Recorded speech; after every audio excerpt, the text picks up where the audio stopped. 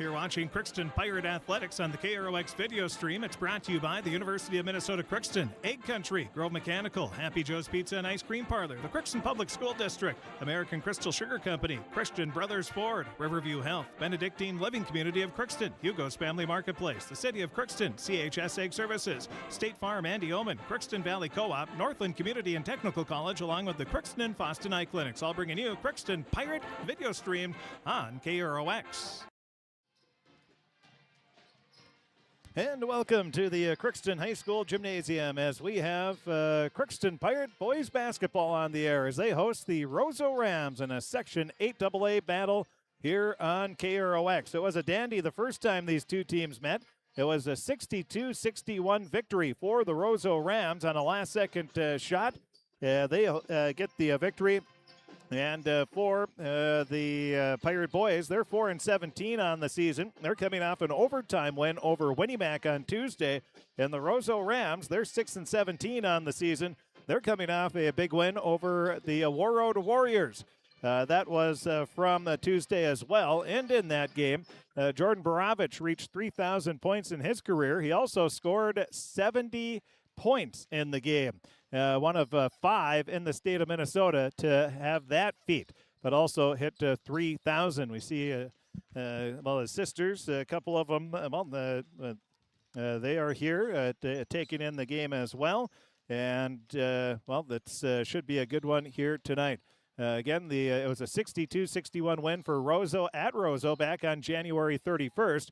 And we're expecting more of the same type of game here this evening in an important Section 8AA game for both teams. We had a chance to talk with both head coaches. We'll hear from the head coach of the Roseau Rams, Coach Ryan DeBach. That's going to be coming up next as we continue the Riverview Health pregame show on KROX. You can make a sweet life right here in the Red River Valley with a career at American Crystal Sugar Company. Our shift schedule offers 14 days off per month, which gives you time for family, friends, the great outdoors, and everything else you enjoy about small-town living. Entry-level positions are available, and pay starts around $18 per hour. Apply today at crystalsugar.com and share in our sweet success. Accidents happen. Illnesses happen. When you need timely, reliable care for allergies or respiratory infections, sprains, strains, or broken bones, or urinary infections, you can count on Riverview Health. Riverview Clinic in Crookston is open 7 days a week, weekdays from 7 a.m. to 7 p.m., and weekends from 9 a.m. to 1 p.m. For appointments, call 218-281-9595. When the unexpected happens, Riverview Health is here for you. You deserve the best. Earn your degree at University of Minnesota Crookston with the best public dorms in Minnesota, ranked by niche. With over 75 programs, you'll easily find the best fit for you. In this close-knit community, you're just around the corner from your new best friends. Plus, the U of M system has the lowest cost after financial aid in the state, so you receive the best value for your education. University of Minnesota Crookston. Small campus, big degree. The best of both worlds. Ever wonder what your city government does for you? They provide police and fire protection, emergency and disaster preparation, building code and zoning enforcement, street repair, cleaning and snow plowing, curbside garbage and recycling collection, plus spring and fall cleanup weeks. They deliver safe drinking water and maintain a wastewater system. They care for 22 parks and provide year-round recreation activities. They give loans for economic development and housing. They do all this and much more with the help of your city employees. Shopping for groceries is easier than ever with Hugo's Family Marketplace. To simplify life, Hugo's offers convenient online shopping with delivery or curbside pickup at gohugos.com. Even better, shop on the go with the Hugo's Family Marketplace smartphone app. Download e-coupons, recipes, grocery lists, weekly ads, and place your grocery order right from your phone. Save time and save big with Hugo's Family Marketplace, your hometown grocer since 1939. You're gonna find more low prices, more great stuff when you go to Hugo's.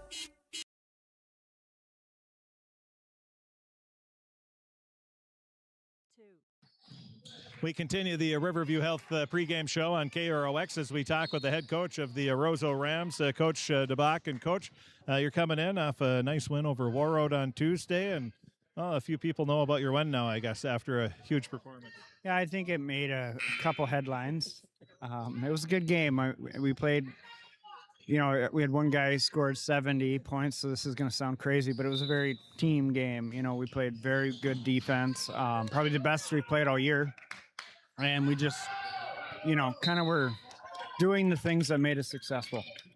And in that game, you say somebody scores 70, only the fifth player to do it in Minnesota boys basketball history, I think. And I mean, how did that happen? Was it just continued to go? Yeah, just a lot of rebounds and he's gone, and or quick inbounds and no one's paying attention, that sort of thing. Like just working hard. He worked hard for those buckets, and then within the offense, like we were moving the ball well.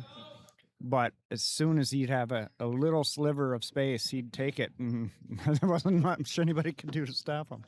That's for sure. But not only to get the win, have that, then he also hit 3,000 in his career as well. So it was quite the night to get the win over the rival Warroad too. Yeah, and it's always good to beat them guys. Last year we got a win at the end of the year against them, and it's good going into the end of the season and into the playoffs to have something like that to kind of rally around. How have you been playing here the last few weeks? We've been playing better, a lot better than we started out the year. We kind of ran into the brick wall that is Red Lake Falls. We were short a guy, so that didn't help. But like we had a really close one against the Northern Freeze. Almost had that one. Like I said, we beat Warroad, so we're just looking to close out the year tough and build on that. As you get ready to take on Crookston, what do you remember from your first meeting this season? I remember we kind of got bullied. Like we just got pushed around. We got to be more aggressive and stronger. We got to rebound better than we did that first matchup. But from a personnel perspective, Windjam's tough. We got to do a good job of trying to keep him away from his spots and, just not let him get comfortable. And you were able to do some things. Obviously, you got the win, and I'm sure you just want to continue to do what has been working for you. Yeah, when you have a team that's this young, if you try to get too caught up in game planning and things like that, it can almost work against you. So we just try to keep it simple. And we'll try to focus on the things that have been making us successful and go from there, And with your team, I've watched you enough that the kids are used to playing with Jordan, but it's not just get it to Jordan and just watch them. They still are doing everything else when they don't have the ball. Oh, yeah. We got guys, a good group of guys, who do a really good job at about everything except for putting the ball in the hoop some nights, Some nights we can't buy a bucket outside of Jordan, which Warroad game was actually one of them. But we did so well boxing out and setting screens and, the little things like that we can overcome it. And that's why you got the win against Warroad. Obviously 70 points from one, but you're able to do the other things. Yep, absolutely. How's the health of your team right now? Pretty good. I think we got everybody. Couple bumps and bruises, but nothing major. So, can you narrow it down to 2 or 3 keys for a Ram victory tonight? For sure, rebounding is the main one. Rebounding, and then I'll say defense. But then just being efficient. Not throwing the ball away, making the most out of every possession we have. Well, Coach, congratulations on the win Tuesday, and best of luck tonight. Yeah, thank you.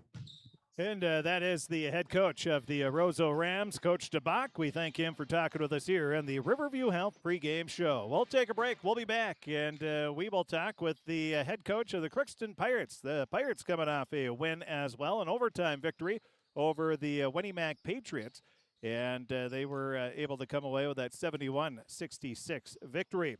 We'll hear from the head coach of the Pirates, Coach Bruce Erdman. We'll get his pregame comments coming up next as we continue the Riverview Health pregame show on KROX.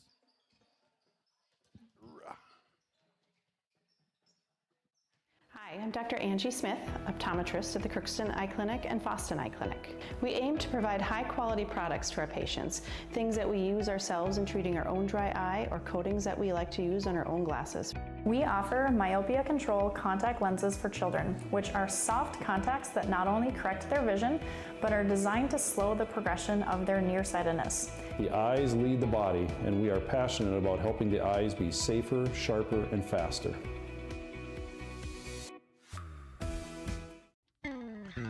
Crookston Valley Cooperative in Crookston is your full-service local agronomy dealer, delivering the products and services that you've come to expect. Crookston Valley Cooperative specializes in seed, chemical, and fertilizers that you need to keep your farm operation growing. For expert advice you can rely on, give Sean, Mike, or Matt a call at 281-1178 today, or stop by at Crookston Valley Cooperative, located at 1122 Fairfax Avenue in Crookston. Crookston Valley Co-op, here to keep you growing.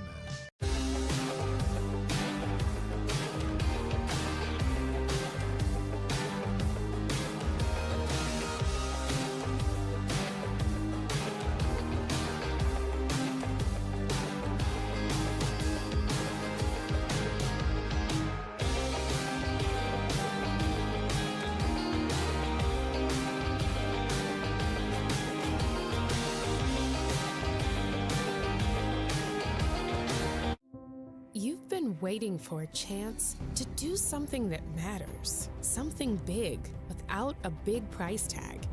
Welcome to Northland Community and Technical College. Here you can have a big impact on a small campus, in classrooms that mirror today's workplace, with instructors who teach from experience and know you by name. You've been waiting for a place like this. Are you ready?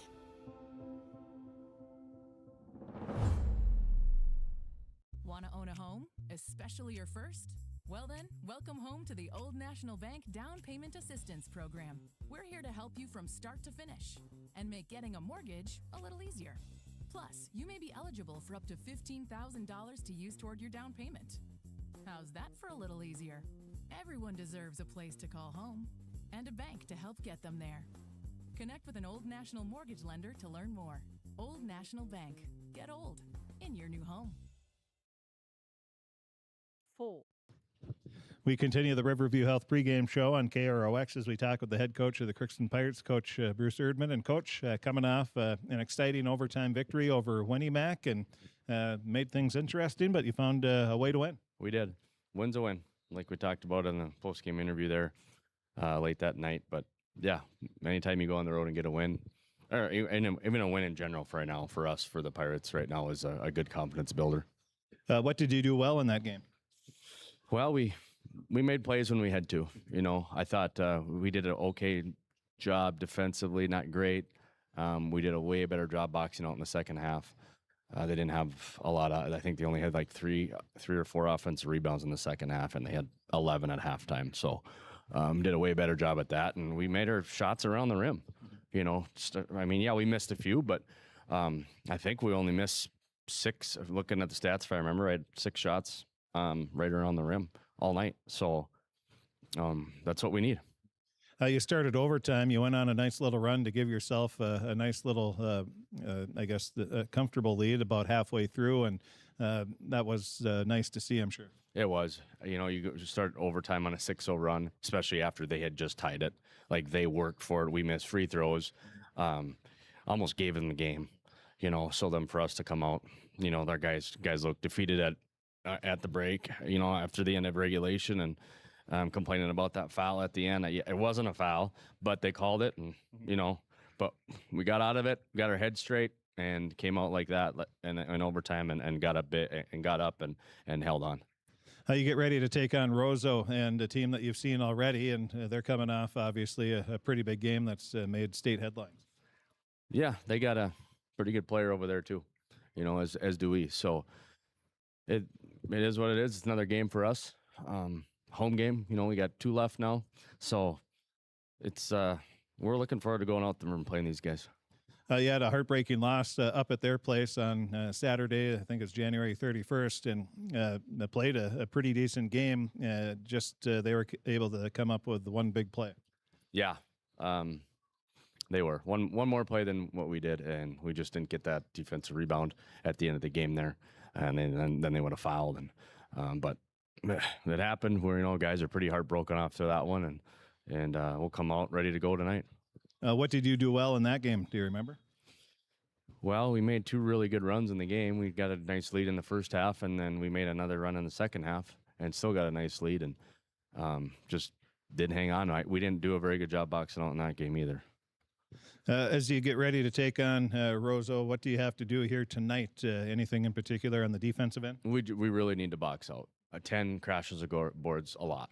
He's a very good offensive rebounder. They got another guy that likes to rebound really well, and we have to box out tonight. We can't start giving up 11 offensive rebounds like we did at Winnie Mac.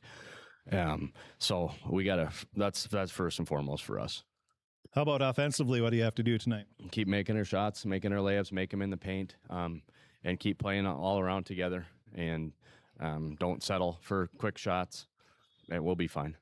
That's don't settle for quick shots when you're working the ball around. It's not coincidence. That's usually when you're playing well offensively. Oh, it is. I mean, we got to get the ball inside and make the shots. We get it play inside out, and when Biggie can make shots for us, I don't know what he had last against Winnie Mac, but I mean, it really helps everybody offensively when he's scoring it down there.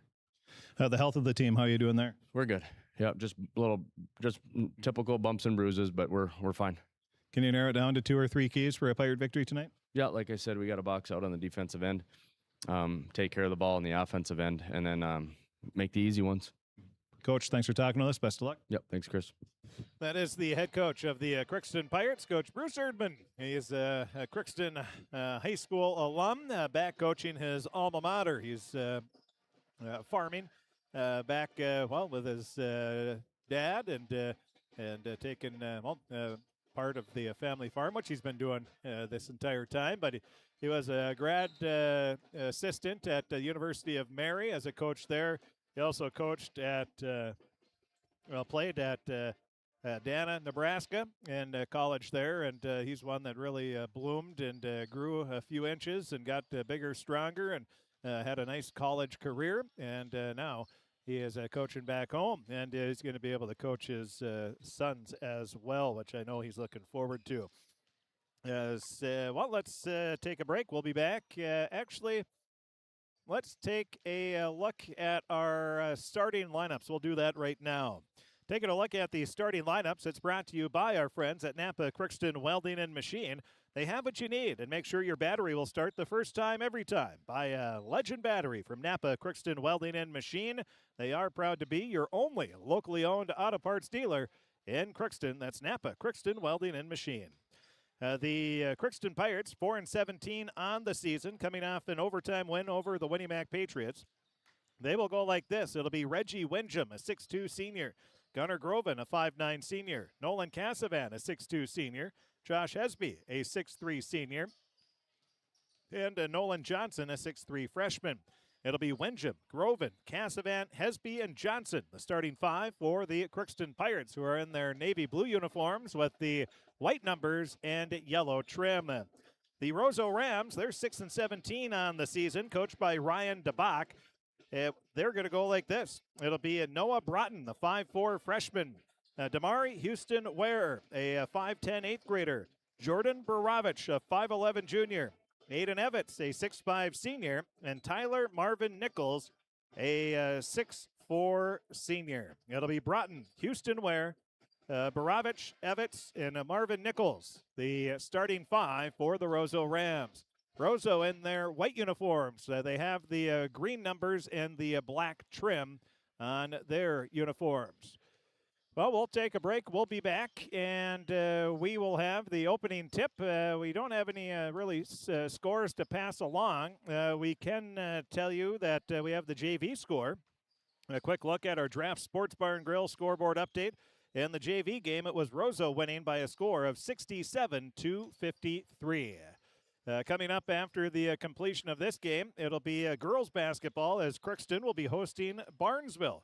And we'll have that right here on KROX Radio and also on KROX TV as well. So we'll take a break. We'll be back and have the opening tip. It's the Crookston Pirates taking on the Roseau Rams. We're going to have that coming up right after this on KROX. This is my farm. Don't come out here and tell me what I need. I need solutions that work and market options that are worth my time.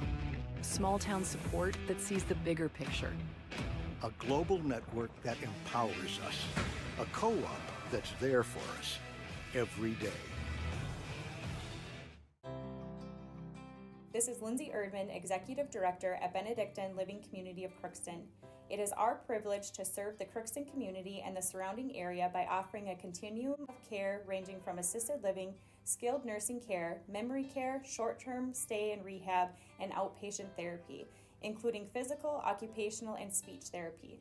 We also offer many employment opportunities with great benefits, on-site daycare, and a scholarship program. Contact us today at 218-281-3424 or benedictinecrookston.org. At Crookston High School, we really have a lot going on. There isn't that much going on. Oh yeah? We have softball, baseball, track and field, soccer, swimming, tennis, golf, volleyball, trap shooting, hockey, basketball, wrestling. So we have a lot of sports. And there is orchestra, band, choir, visual arts, speech, theater, Leo Club. And Crookston is one of the highest academic schools in the region. Really? Yeah, really, especially in math and science. I guess we do have a lot of going on. Yeah, and that's why Crookston High School is my education destination. With the fall season right around the corner, Grove Mechanical in Crookston is ready to prepare you for winter. They suggest having your heating system serviced regularly to keep things running smoothly. A skilled technician will clean and service your heating equipment to ensure safe and efficient operation. It's never too early to get ready for the upcoming winter season. Before the cold sets in, call Grove Mechanical today, your hometown heating and cooling professionals. Give them a call, 218-281-3863, or visit their website, grovemech.com. For all of your automotive service needs, call Christian Brothers Ford here in Crookston. We have a service team to handle all of your vehicle's needs. Does your vehicle pull to the right or left? Call and schedule an alignment today. Proper alignment saves gas and wear on your tires. We're here to take care of your vehicle repairs and maintenance. Call Christopher or Jersey in the service department at 281-1338. Make an appointment today with the service department at Christian Brothers Ford of Crookston, where we make it easy.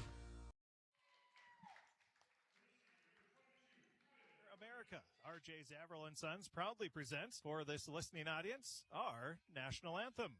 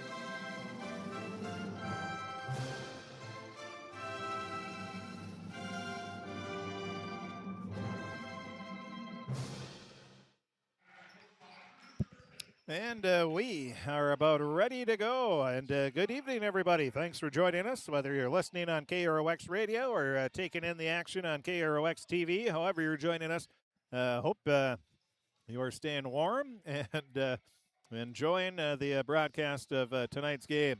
Games, we have a doubleheader here on KROX as we have the girls game. That'll be coming up right after this as well. And we're about ready to go. We're underway. Crookston going to be going right to left. Roseau, of course, left to right. Now pass inside to Johnson. Johnson lays it up top of the key to Winjam. Winjam cuts into the lane, kicks it out to Johnson. He'll drive towards the basket, puts up the shot off the glass, off the back of the rim. No good. Rebound to Roseau. First rebound of the game for Borovich. He'll bring it up into the front court. Pass over to the left wing. Now Broughton with a three. That's off the back iron. Rebound is grabbed, and then it's dished off to Borovich, and he'll put it in. Well, a nice rebound there by Houston Ware. He dishes it off to Borovich, who puts it in for an easy two. It's a 2-0 lead for Crookston. Roseau, excuse me. Now at the top of the key, Hesby. His pass is deflected. That's going to go to Windjam. Windjam at the top. He'll dribble off to the right wing. Now leaves it to Johnson at the free throw line. Johnson backs his way in, leaves it over to Cassavant. Cassavant cuts in, puts it up. It rolls off the back of the rim. No good. Rebound, Roseau. Baravich going to bring the ball up into the front court. Left hand, hip high dribble. Leads the state in scoring, just shy of 36 points per game. Pass off right wing over to Evans. Evans up to the top of the key, cutting in. Pass goes back right wing, Evans. Evans, he stops just inside the free throw line, puts up the shot, banks it home. Tough shot there for Aiden Evans, and it's a 4-0 lead for the Rams. Crookston will come back. Windjam stops and pops a three, and he hits it. Reggie Windjam, he gets his first points. And it's now 4-3. Crookston trailing by 1. Broughton into the front court, 5-4. The freshman, pretty young squad here for the Rams. Now a three-pointer on the far side. That's off the mark. Windjam with the rebound. He's going to speed into the front court. He stops, pops another three. That's short rebound. Johnson grabs it. Johnson kicks it out. Windjam with another three. That's way off the mark. Missed everything. And he's looking around, seeing what's going on there.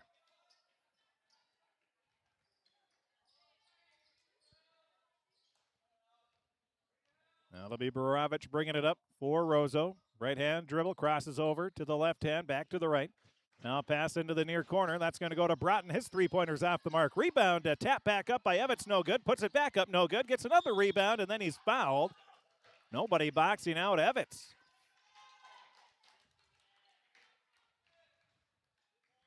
And the foul is going to be on Gunnar Groven. That'll be his first personal foul, first team foul. At the line will be Evans looking for his third and fourth point of the game. First free throw is off the front of the rim, hits the glass, no good. Now the second free throw for Evans. Second shot is good. Evans goes 1 of 2 from the line. It's now a 5-3 lead for the Rams. At the top of the key, Hesby leaves a pass off right wing. Now goes into the free throw line to Johnson. Johnson spins, puts it up off the glass. Good.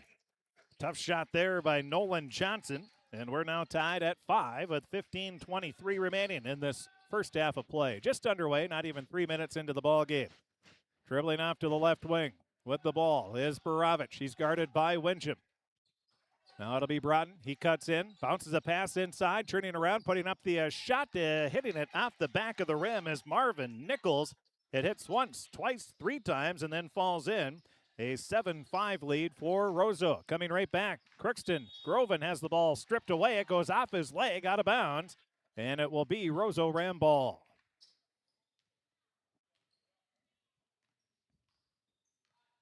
Well, we could construct a pretty darn good girls basketball team here with some of the fans in attendance. We have Casey and Kylie Baravich, Jordan's, 2 of Jordan's sisters. Then we have Camille Wallin, who was a 4-year starter at Iowa.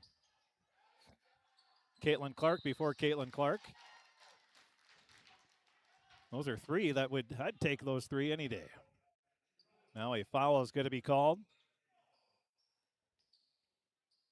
At the line will be Marvin Nichols. He's going to be shooting 2. And again, the Pirates struggling to box out. This time, Nolan Johnson picks up the foul. That'll be his first personal. And the first free throw off the front of the rim, no good.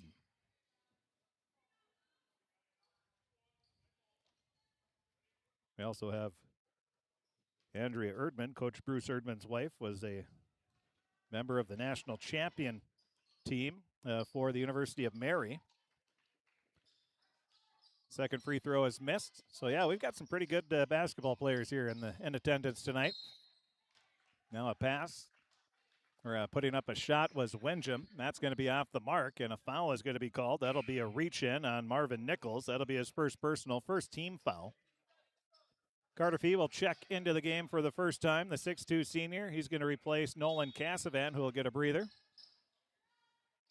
Inbound pass goes to Johnson, and he puts it in for 2, and he is fouled. Nolan Johnson got the pass, cut right to the basket. Perfectly executed inbounds play for Crookston, and Johnson will have a chance for a three-point play. More importantly, looking to give his team a one-point lead. The right-handed free throw off the back of the rim, no good. Windham bats the rebound around, but it's going to be grabbed by the Rams. Landon Baumgartner, 6'1 senior, checks into the game for the first time. Borovich has the ball, leaves it to Baumgartner. He puts it up off the glass, good. So Baumgartner, good points per minute average here as he checks it in and scores right away, a 9-7 lead for the Rams. 4 minutes into the ball game. Crookston with the ball. Johnson leaves it off to Fee. He'll spot up for the three and hits nothing but net. Carter Fee gets his first points on his first shot. So the bench players coming off and making a spark right away here. Crookston takes their lead, and that is the first one of the game, 10-9. Pass off to the near sideline to Evans. Leaves it up to the top of the key to Broughton. Broughton with the three, and he hits it. Noah Broughton, and both teams starting to heat up a little bit. 12-10 lead for the Rams of Roseau. Pass goes inside, now out to the near sideline to Hesby. Back to Fee on the left wing. He's guarded closely by Borovich. And dumps a pass up top of the key. Groven inside Johnson. Now out to Hesby. Up to Fee at the top. Fee leaves it back right wing to Windham. His three, good. Reggie Windham, his second triple. 13-12. The Pirates regain the lead 5 minutes into the ball game. Now Borovich hands the ball off over to Houston Ware. Ware drives into the paint. And a travel. He was leaning a little too much and drug that pivot foot along. Now we'll have Bo Smith checking in for the Pirates, a 5'8", 8th grader. He's going to replace Hesby. And for the Rams, Isaac Detweiler, the 5'7" sophomore, will check in. Also checking in will be Preston Hawley, a 5'10" sophomore. Windham going to bring the ball up. Dumps a pass off left wing over to Gunnar Groven. Now to Johnson. Over to Windham on the right wing. Windham bounce pass to Johnson. He spins into the lane. Puts up the shot. It's going to be blocked by Evans, but picked up by Johnson. Out to Smith. He'll drive into the paint. Leaves a pass, and a reach-in foul is going to be called on Roseau. The foul will be on Hawley. That's going to be his first personal foul. That'll be the third team foul on the Rams. Looking to inbound will be Windham. He gets it in, top of the key. With it is Smith. He drives into the lane, has the ball knocked away, and Borovich knocks it. And it goes right to Evans. Now back to Borovich. He'll speed into the front court. Lobs a pass inside. That's tipped away by Windham. And Fee picks it up, but we'll give credit on the steal to Windham as he's the one that knocked it away. Now the Pirates turn it right back over. Detweiler drives in. He puts up the shot off the glass too strong. Windham grabs the rebound. Now Reggie. Looks up, dumps a pass to Fee along the near side. Stops on the left wing, leaves it to Johnson. Johnson backing his way into the paint, kicks it back out to Fee. Now over to Smith. Smith back to the right wing. That'll go to Groven. Up top to Johnson to Windham. Windham has the ball stolen away by Borovich. He's going to drive into the lane. He puts it up. It's no good. Rebound is going to be grabbed by Smith. Smith will push it up into the front court. Into the lane. Leaves it off to Windham. Windham back to Smith inside. He'll put it up. That's blocked from behind by Evans. Evans using that 6'5" frame and those long arms, and he gets the block shot. Rams looking to regain the lead, trailing 13-12. They have the ball going left to right. Evans leaves it off to Borovich. His three. That's off the side of the rim. No good. And a substitution here, as it'll be Crookston ball. Nolan Johnson will get a breather. He'll check out. Nolan Cassavant will check back in. 13-12. Bringing the ball up are the Pirates. Fee gets it on the right wing. Up to the top of the key. Leaves it up top to Smith. Now to Cassavant. To Groven. Groven grabs the ball after it was tipped away by the Rams. He dribbles off, leaves a pass over to the far sideline. Now into Windham at the free throw line. Windham faces the basket, cuts right in, and lays it in for an easy two. 8 points now for Windham. 15-12. Crookston has the lead. 10:41 remaining in this first half of play on the Draft Sports Bar and Grill scoreboard update. Borovich into the front court. guarded by Windjam. He dribbles, now just inside the three-point line, puts up the shot. That short rebound is grabbed and saved by Baumgartner. It'll be picked up by Windjam. Windjam stops on the right wing, up to Fee at the top of the key. His three-pointer in and out, no good. Rebound, Evans. Evans, he'll look up the floor, and he'll just bring it up. Left hand, hip-high dribble. Off to the left wing, guarded by Fee. Leaves a pass to Borovich, who has been guarded all game thus far by Windjam. Now Borovich drives into the lane and puts it up good, and the foul.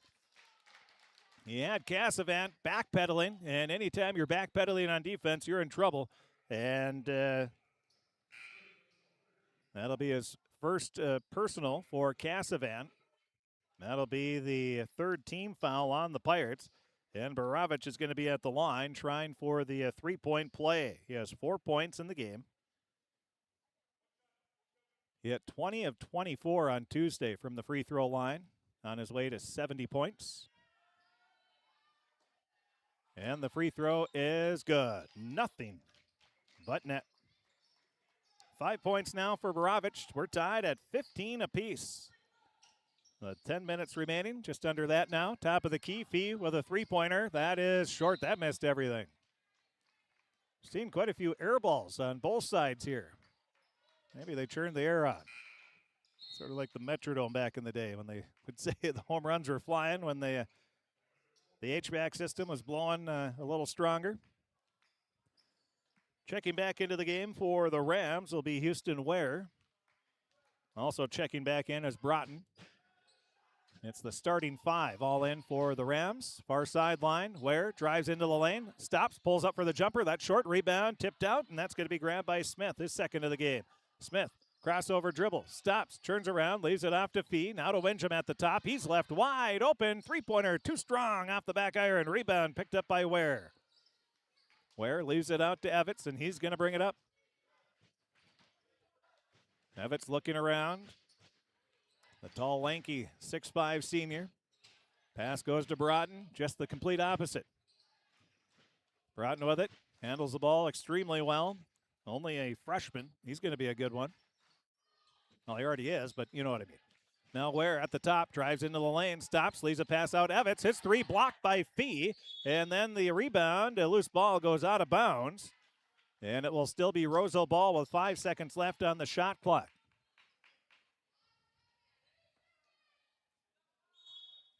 5 seconds on the shot clock. Borovich, the inbounder. He gets it in. Oh, and Evitz was there all alone. And he puts it in for an easy two, 17-15. Fee did not have the pistols out. One at the ball, one at your person you're supposed to guard. On the left wing, top of the key. Pass off right wing to Windjam. Windjam cuts in, gets the ball knocked away, and a reach-in foul is going to be called on Ware. That'll be his first personal. That's the fourth team foul. 8:34 remaining, first half of play. Bounce pass goes to Cassavant. Now to Windjam. Windjam cuts into the lane, puts up the shot, and a foul is going to be called. At the line shooting two will be Windjam. The foul is going to be on, that'll be Marvin Nichols. That'll be his second personal foul.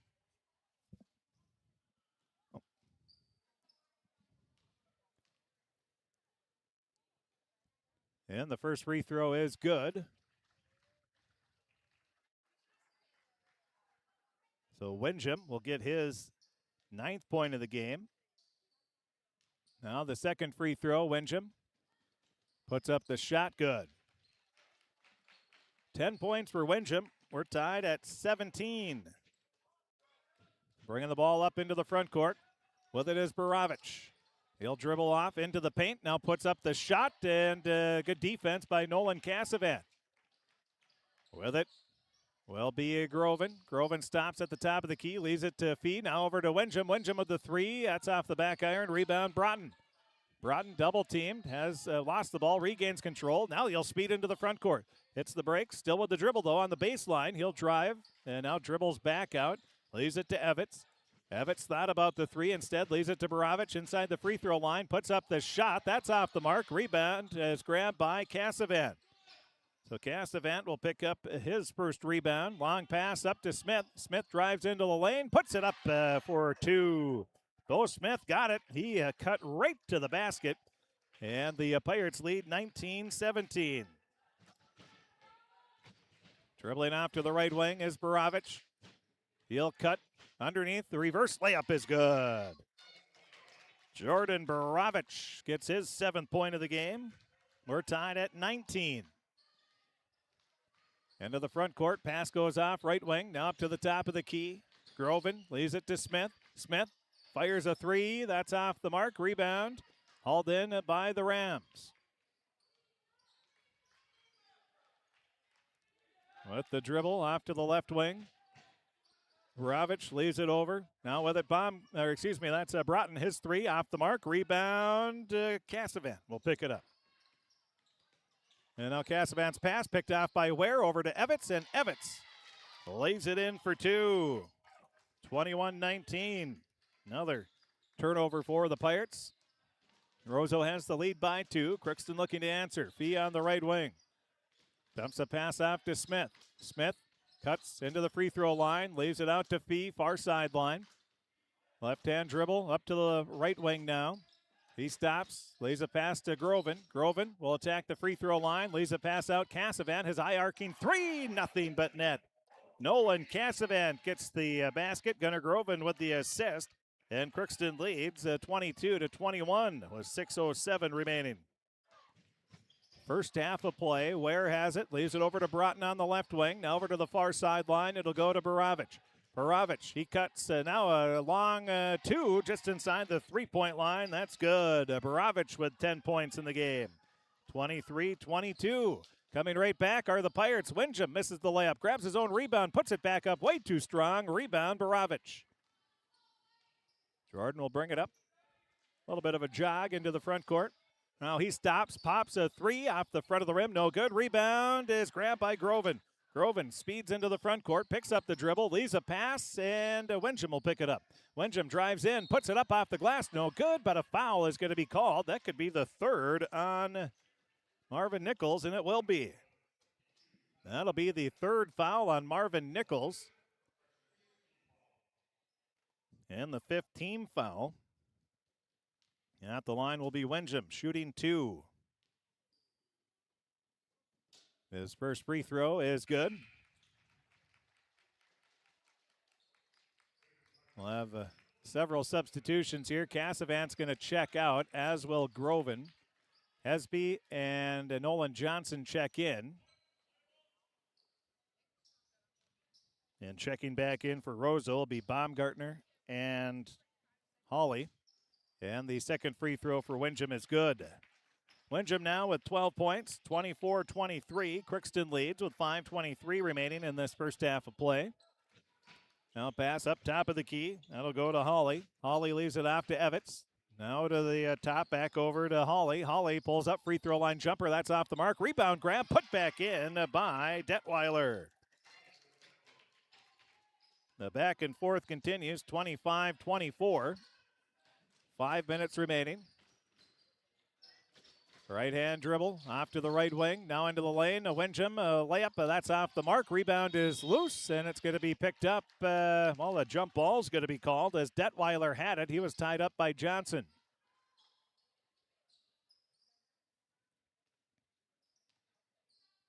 Borovich inbounds. Roseau leading 25-24. Borovich looks over to Coach DeBach. Gets the offensive play. Now at the top. Leaves it over to Evitz. Evitz with a three. That's off the mark. Rebound. The Pirates were fighting. Two Pirates tried to both grab the rebound. It was tipped away, but then Bo Smith is going to grab the second rebound after the missed shot by the Rams. Now Smith, he'll bring it into the paint. Spins, turns around, and puts it up way too strong. Another missed layup by the Pirates. Now it'll be Evitz. He's on the left wing. Crossover dribble. Cuts in the lane. It's blocked by Johnson. His second block of the game. Smith picks it up. He goes into the lane and lays it in for two. 4 points for Smith. And it's a 26-25 lead. 3:58 remaining. That was after the Johnson block. Now Baravich at the top of the key. Dumps a pass off right wing. He gets it back. He'll cut into the lane, puts up the shot, no good, and a foul is going to be called. And I believe that'll be on Hesby.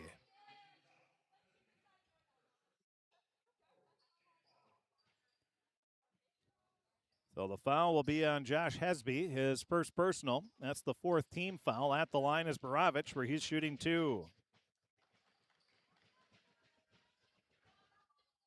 The first free throw is good. 11 points now for Baravich. 3:46 remaining. Roseau has tied it up at 26. Now the second free throw for the junior. 3,000 points in his career, coming off a 70-point performance on Tuesday, and he hits the second free throw. He has 12. 27-26. Now the Pirates, Johnson. He spins and has the ball knocked away. Picking up the ball, Roseau. Baravich on the left wing. He backs his way in, kicks a pass out to Evans. Evans on the baseline, stops and pops that's off the mark. Rebound's going to be grabbed by Johnson. Johnson outlets the pass. That'll go to Fee. Fee stops on the right wing, fakes the 3, leaves it off to Hesby. Hesby over to Smith. Smith will drive baseline. He stops, traveled.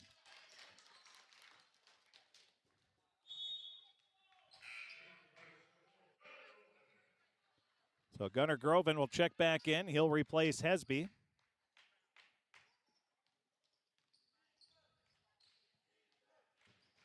Baravich stops on the left wing, fires up a 3, and he hits it. So Baravich gets the three-pointer. It's now 30-26 with 2:51 remaining in this first half. Pirates Windjam, he'll come back. He has the ball knocked away. That's going to be out of bounds. Last touched by Roseau to be Crookston ball. Looking to inbound, Windjam. Gets it into Johnson. Johnson turns around, has the ball knocked away. Again, Evans, quick hands, lobs a pass up to Baravich, who beats everybody back. Oh, he misses the layup, and it goes out of bounds. Last touch by, they say, Roseau to be Crookston ball. Johnson going to check out. Coach Erdman, I'm sure, going to tell him, keep the ball up high. Do not bring it down. Bringing the ball up will be Windjam. He bounces a pass off over to Groven. Groven kicks it off to Fee. His three-pointer's off the mark. Rebound grabbed by Windjam. He'll put it back up. No good, but a foul is called, and Windjam will be at the line where he's going to be shooting 2. And the foul is going to be the second personal foul on Preston Hawley. That's the 7th team foul on Roseau. First free throw for Windjam hits the front of the rim and goes in. He's now made 5 free throws in a row. And he'll be at the line shooting one more. 13 points now for Windjam. And the second free throw shot is good. 2 of 2 from the line is Windjam, 30-28. Crookston trailing by 2.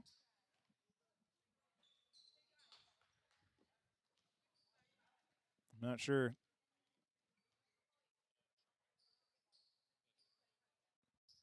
Reset the shot clock. 35. Oh, 32. Okay. So it'll be Baravich bringing it up into the front court. Created by Windjam at the top of the key. Leaves it off over to the far side to Detweiler. Now over to the near side. Baravich with a 3 in and out. No good. Rebound tapped around. Smith is going to pick it up. He'll push it up into the front court. Leaves a pass. That's going to be deflected and picked off. Baravich leaves it up to Evans, who drives in, and his layup is good. The Pirates' turnovers, again, just have been costly all season long. And a layup for Evans, 32-28. And then the Pirates will come back, and getting the basket will be Windjam. 32-30. Roseau with the lead. Minute and a half left. On the left wing, Baravich, a 3. That's off the mark. Fee with the rebound.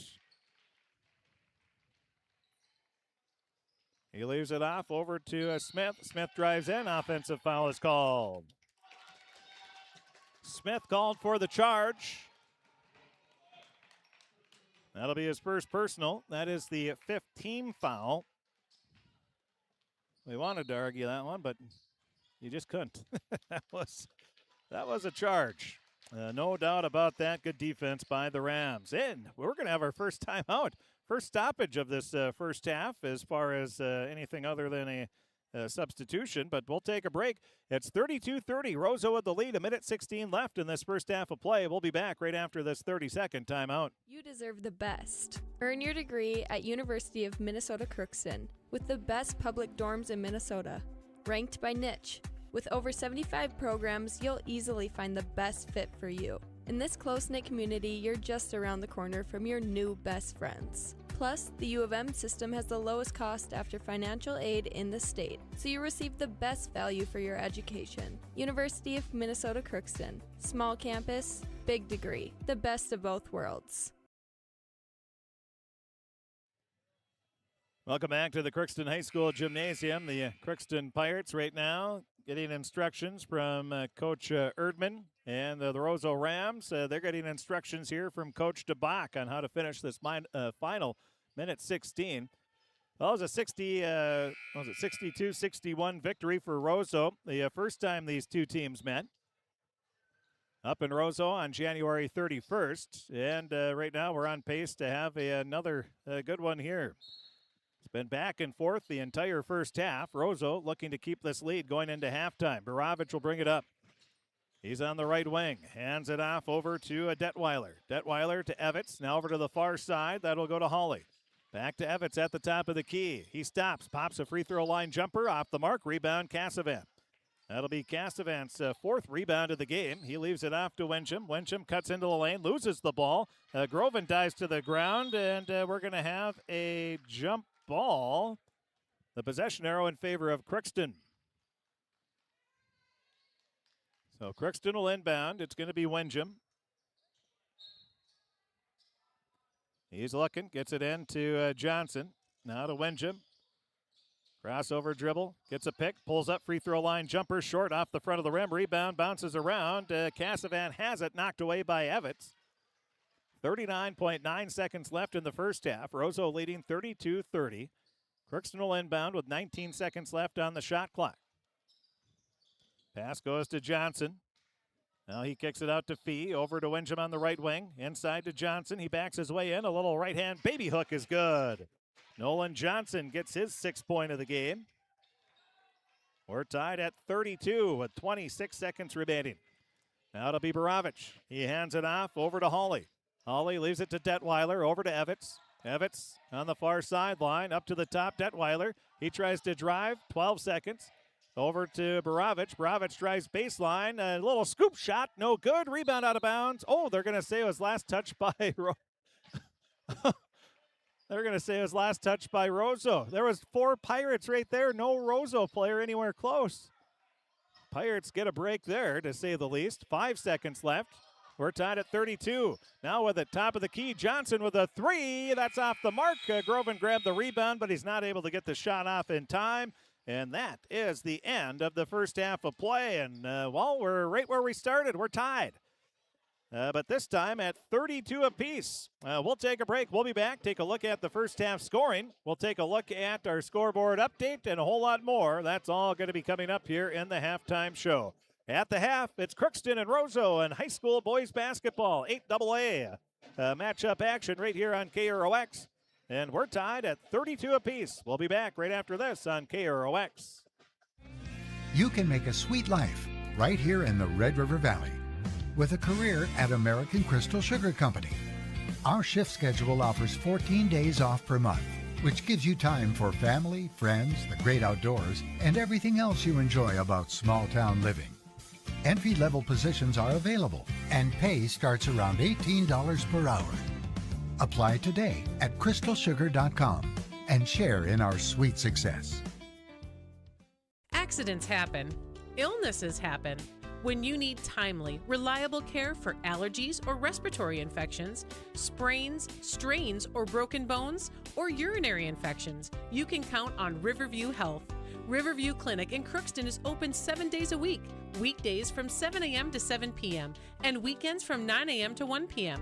For appointments, call 218-281-9595.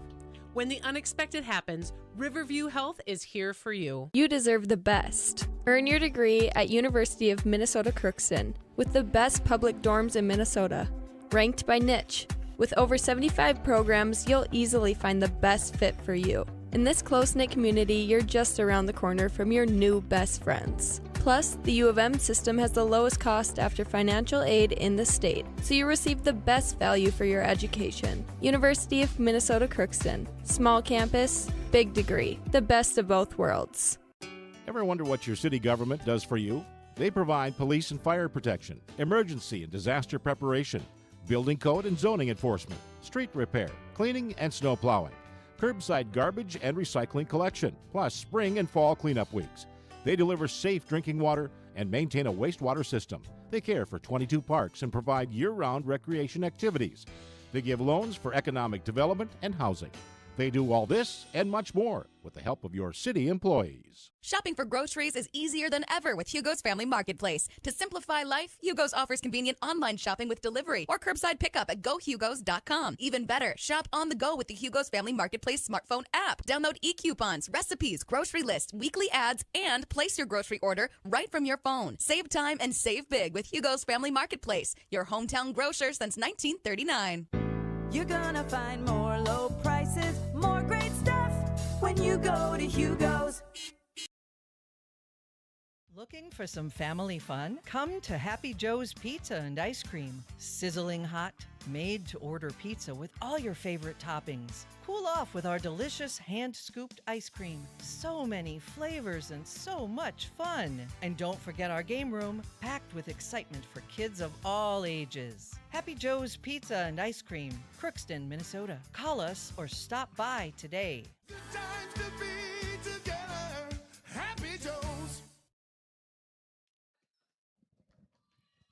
At the half, we've got a good one here. We're tied at 32 in boys basketball action. The 4-17 Crookston Pirates and the 6-17 Roseau Rams. Well, let's take a look at the scoring for Crookston. They were led by Reggie Windham with 16 points, 6 points from Nolan Johnson, 4 points for Bro Smith, 3 points apiece for Nolan Cassavant and Carter Fee. Playing and not scoring were Josh Hesby and Gunnar Groven. For the Roseau Rams, they were led in scoring by Jordan Borovich with 14, 9 points for Aiden Evans, 3 points for Noah Broughton, 2 points apiece for Tyler Marvin Nichols, who had to sit the end of that first half with 3 fouls. And then also 2 points apiece off the bench for Landon Baumgartner and Isaac Detweiler. Playing and not scoring were Preston Hawley, and I think that was it. Also, Damari Houston Ware played but did not score. And that is a look at the first half. Nobody had a lead in the game bigger than 4 points. That was Roseau when they took a 4-0 lead to start the game. Crookston's biggest lead was it only one? No, they had to lead by... Crookston led by 3, 15-12. That was Crookston's biggest lead. So Roseau, their biggest lead was 4. Crookston's biggest lead was 3, so that's how close this game has been. We had 1, 2, 3, 4, 5.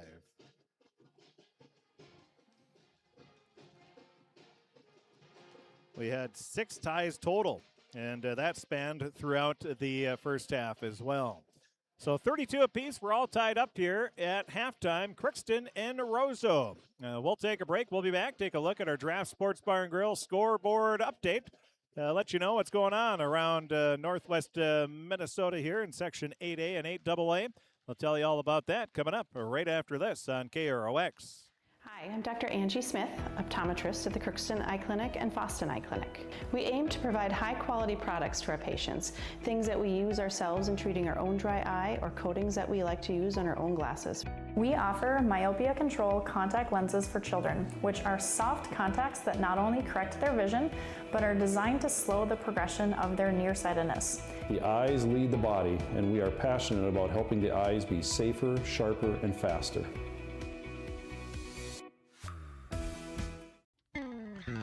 Crookston Valley Cooperative in Crookston is your full-service local agronomy dealer, delivering the products and services that you've come to expect. Crookston Valley Cooperative specializes in seed, chemical, and fertilizers that you need to keep your farm operation growing. For expert advice you can rely on, give Sean, Mike, or Matt a call at 281-1178 today or stop by at Crookston Valley Cooperative, located at 1122 Fairfax Avenue in Crookston. Crookston Valley Co-op, here to keep you growing.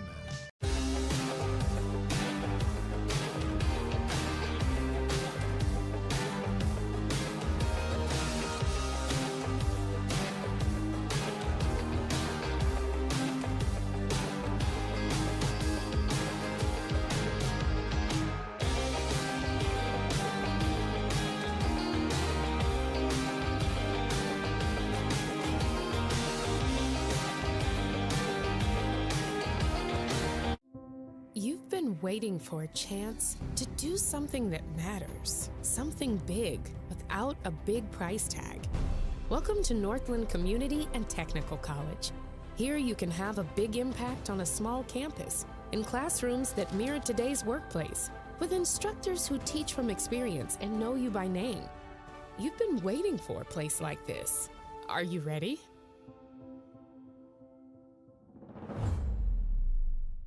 Want to own a home, especially your first? Well then, welcome home to the Old National Bank Down Payment Assistance Program. We're here to help you from start to finish and make getting a mortgage a little easier. Plus, you may be eligible for up to $15,000 to use toward your down payment. How's that for a little easier? Everyone deserves a place to call home and a bank to help get them there. Connect with an Old National mortgage lender to learn more. Old National Bank. Get old in your new home.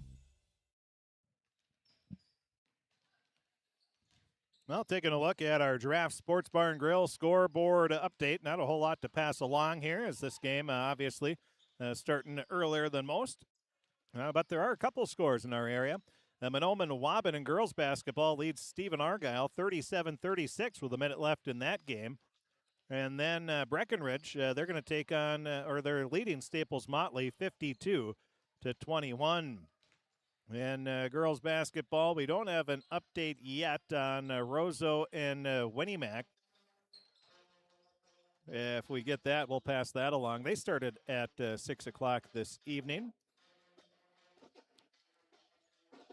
And, so we will pass that along if we get it to the Roseau fans tuning in to this broadcast.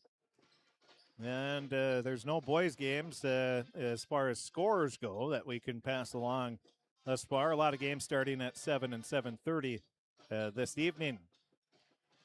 On KROX TV tomorrow, we're going to have some wrestling. We're going to have the Section 8A wrestling tournament. That's going to be on KROX tomorrow. Wrestling will start at 11 a.m., and we're going to have that right here all day on KROX TV. So tune in for that. Nice to have Roseau joining the section. They're in where they should be. They should be in Section 8A, so good to see them back in. And they have a nice team, and they are young. The wrestling program for the Rams, they went through some lean years a few years ago, but now they've really got the numbers up, and they are going to be a very competitive team for many years to come in Section 8A. So good for them, and get those numbers back up there. But the Section 8A individual wrestling tournament. The wrestling begins at 11, so we'll start our pregame right around 10:50, 10:55. And we'll have that on KROX TV, so be tuned in for that. And then, so that's what we'll have tomorrow on the video stream. As we get, we'll tell you more about in our post-game show what we're going to have tomorrow on KROX radio as well. Now the Pirates, they'll steal the ball right away to start off the second half. Both teams looking like they're going to start the same starting five, and Gunnar Groven will get his first points of the game. Whatever Coach Erdman said in the locker room, Gunnar Groven took it to heart as the Pirates take a 35-32 lead. Just a few seconds into this second half of play. Roseau going right to left, Crookston left to right. Again, we'll have girls basketball following this one as the Crookston Pirates will be hosting Barnesville. A makeup game from a snow out earlier this season. Now a pass inside to Borovich. He's going to the post-up route. He'll get his 16th point of the game. 35-34, Crookston with the lead. Crookston's biggest lead was 3. Roseau's biggest lead was 4 to start the game when they led 4-0. Left wing, pass goes, free throw line to Cassavant. Cassavant turns around, leaves it back to Fee. Fee cuts in, puts up the shot. That's off the mark, and the rebound goes out of bounds. Last touch by Roseau. Well, we see Crookston Pirate Boys hockey coach Josh Hardy. He's here. We talked with him just for a moment during halftime. He said he was impressed by the Broughton kid. Coming out, all 5-4 of them. Hitting that 3 early on. Now Crookston with it. Pass off, right wing. Driving into the lane. Puts up a shot. That's off the mark. Rebound is grabbed by Groven. Groven will dribble out after getting his 3rd rebound of the game. Fee leaves it to Cassavant. Cassavant up to Wenjum. Wenjum at the top. He's now Johnson. The bounce pass. Johnson got tripped up. And that's just some legs got tangled up there. Putting up a shot as Evans. That's off the mark. Cassavant with another rebound. That'll be his 5th of the game for Nolan. Now Wenjum leaves a pass off over top of the key. Groven to Fee. Fee with a 3. That's off the front of the rim. Groven with the rebound, but a foul is going to be called underneath the basket on the rebound. And I believe that's going to be on Roseau. And that's going to be on Marvin Nichols. He can't believe it. That's his 4th foul. And now a 3 for Wenjum in the far corner, and he hits it. Reggie Wenjum with 19 points. 38-34. Crookston has their biggest lead of the game, 4 points. 15:43 left in the ball game. Borovich drives in. He leaves a pass off near side to Evans. His 3 off the mark. Rebound. Cassavant grabs his 6th. He tries to leave it out over to Fee. Fee saves it before it goes out of bounds. Johnson on his backside on the ground, and there's a trip. It's going to be a trip on Johnson.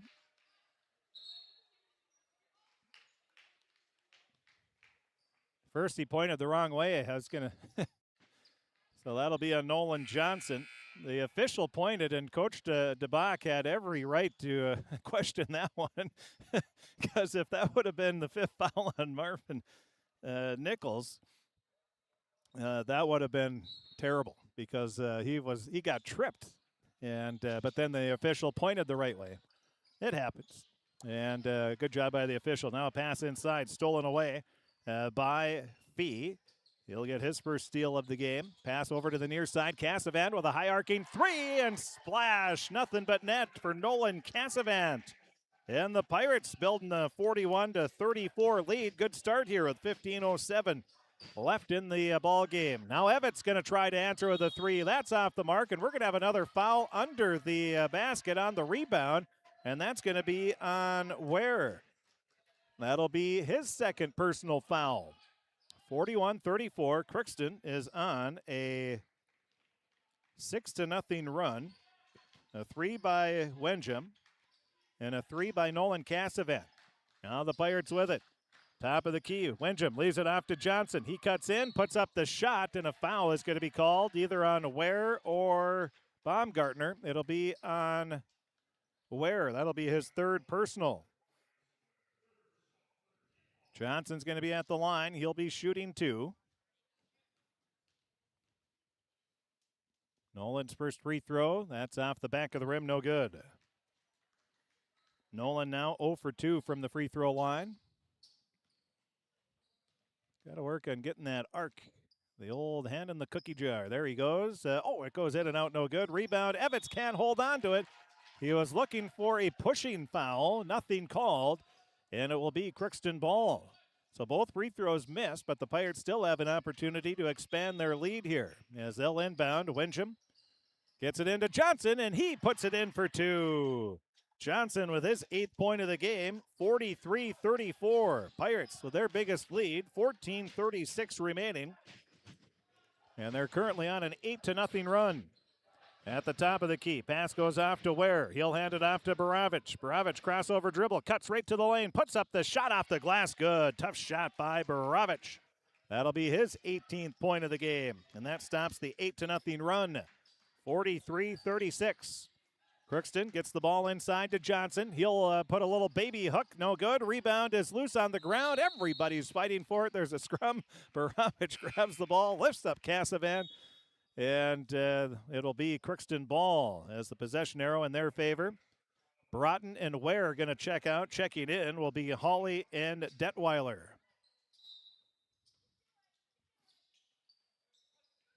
Wenjum looking to inbound, gets it into Fee. He steps back, fires up a three. That's off the side of the rim, no good. Rebound, grabbed by the Rams. Baravich into the front court, stops and pops a three. In and out, no good. A rebound, Casavan will get his 7th of the game. Good box out, then he grabs it with one arm. And Crookston will come right back. Groven to Winsham at the top, guarded by Baravich. Now over on the left wing to Fee. Up top, leaves a pass to Groven. Now over to Cassavan. Cassavan bounces a pass into Johnson. He's working on Tom Gardner. Back up top of the key. Pass goes to Winsham. Winsham fakes right, now spins. Great defense by Baravich. Now pass Cassavan, another three. That misses everything, and that'll be Roseau ball. Well, Winsham has 19 points in the game, and the Rams said, no more points for Winsham. We're going to put Baravich on him, and Baravich played outstanding defense on that possession. We will take a break as there's a timeout on the floor. 43-36, Crookston leading Roseau, 13:20 remaining. In boys basketball, we'll take a break. We'll be back right after this. For over 45 years, Grove Mechanical has been the trusted choice for heating and cooling solutions in Crookston and the surrounding communities. From furnace repairs to air conditioning installations, we're committed to keeping your home comfortable year-round. We're proud to support this community and all its athletes. Best of luck to the Crookston Pirates this season. Grove Mechanical is behind you all the way.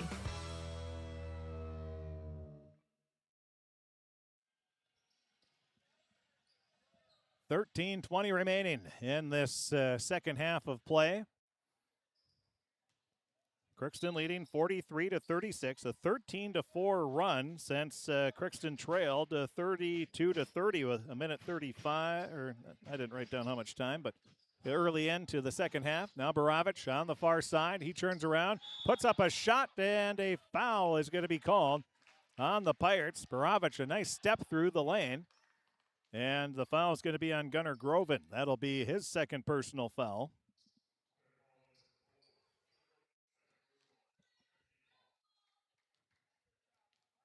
Baravich scored 49 points in the second half in the win against Warroad on Tuesday. First free throw for Jordan is good. He has 19 points. He's tied for the game high now with Winsham. Second free throw for the junior guard.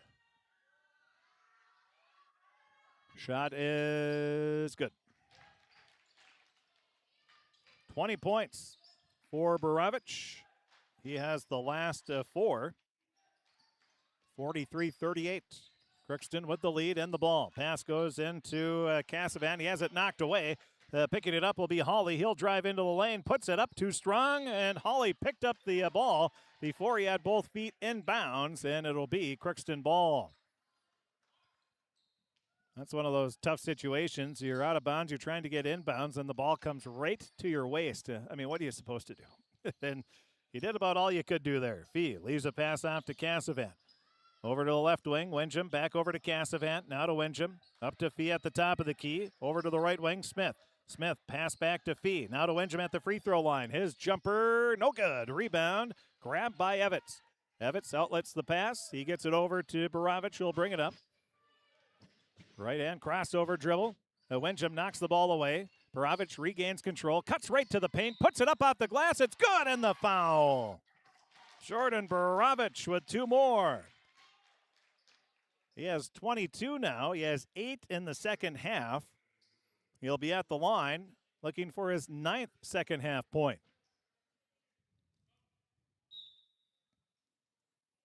We'll have Hesby going to be checking back in for Crookston. He'll give Nolan Cassavan a breather. Baravich on a 6-0 run by himself.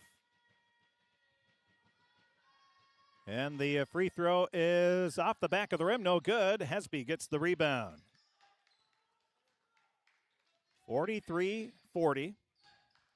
Baravich on a 6-0 run. Pirates trying to break that here. Smith, he'll take the 3 from the far corner. That's off the mark. Rebound out of bounds. Last touch by the Pirates.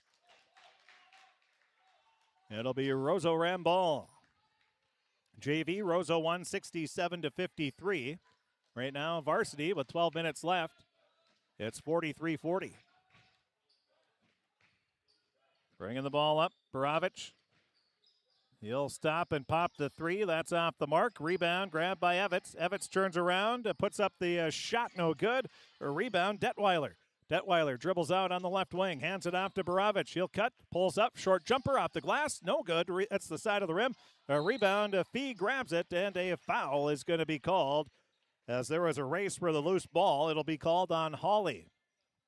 That'll be his 3rd personal foul. That'll be the 4th team foul in this second half of play.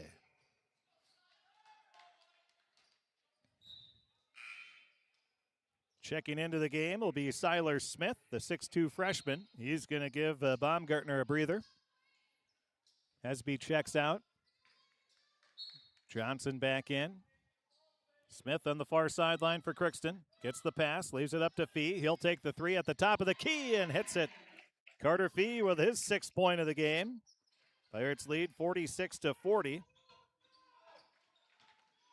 11:19 remaining and counting. Crookston leading by 6. Baravich has the ball, guarded by Windham. At the top, left wing area. Baravich still with the dribble. Stops, pops a 3. That misses everything. Good defense by Windham. And with 11:03 remaining, a lot of time left here. We're probably going to have a good 6-7 runs here before the game's over. Now into the lane. Pass goes to Windham, and he is going to be fouled. The reach-in foul is going to be on Hawley. That's going to be his 4th personal foul. 4th personal. That's the 5th team foul. Inbounding, Windham lobs it up top of the key to Smith. Smith, he's going to take a 3 and hits it. Bo Smith says, hey, if you're not going to pick me up, I'm going to shoot. He gets his 7th point of the game. 49-40. Crookston leading, 10:41 remaining in the second half. Pirates trying to win 2 in a row here. And now driving into the lane, Baravich has his shot blocked by Windham. That's the 3rd block of the game for the Pirates. Evitz with it. He'll drive in, turns around. Actually, that's the 4th block. And coming away with the ball will be Johnson. Johnson leaves it off to Windham. Now over to Fee. Fee will cut right into the lane, zips it out, and a blocking foul is going to be called. And that is going to be on Detweiler. That'll be his 1st personal foul on the block, 6th team foul. So the Pirates going to be in the bonus situation here for the final 10 minutes and 11 seconds.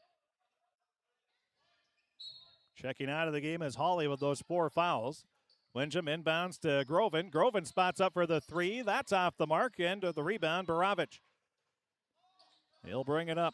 Crosses the half-court line up to the top of the key. Loses the ball. Regains control. Now cuts in. And a blocking foul is going to be called. I believe that'll be on Nolan Johnson.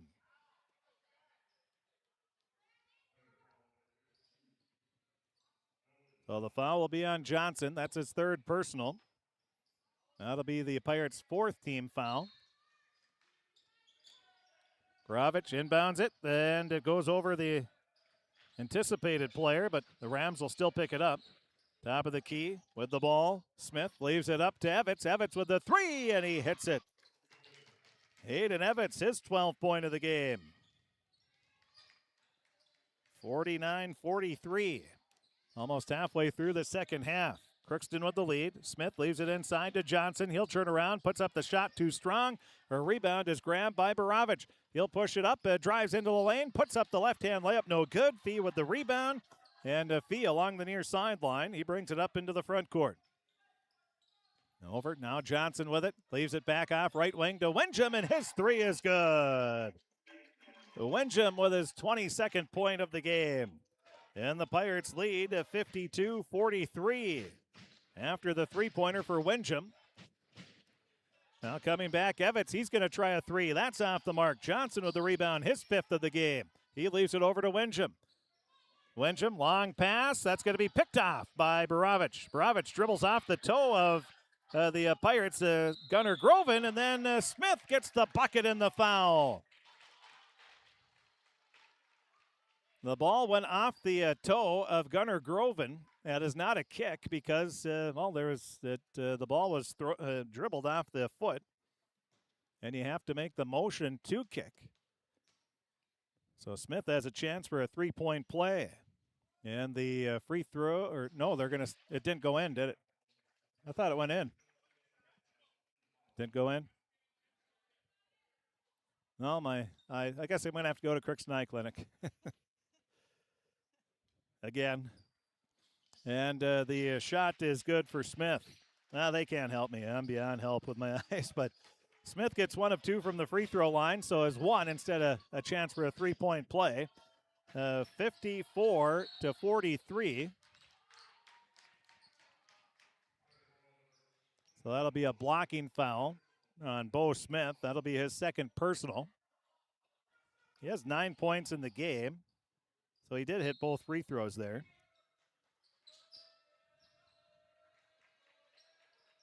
Largest lead of the game for Crookston, 11 points.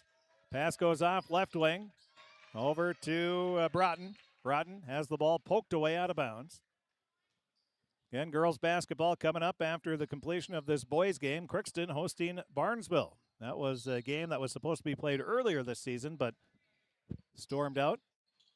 Pass goes off left wing over to Evitz, and a foul away from the ball is going to be called, and that is going to be on Johnson.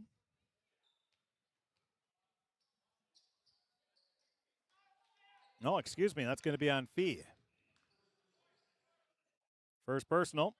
That's the 6th team foul, so both teams in the bonus here the rest of the way. Inbound pass goes to Evitz. He leaps up high, makes the grab, puts up the shot, gets his own rebound, and puts it back in. Good play call there by Coach DeBach. Just lob it up to your big 6'5" guy who leaps in the air, and nobody had a chance at getting that one.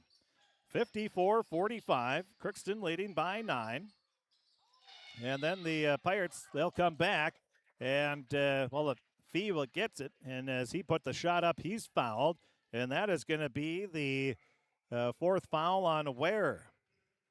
He'll pick up his 4th, 8th team foul. Fee at the line, he'll be shooting 2. Takes a few dribbles, eyes down the rim. Right-hand shot is good. 7 points now for Fee.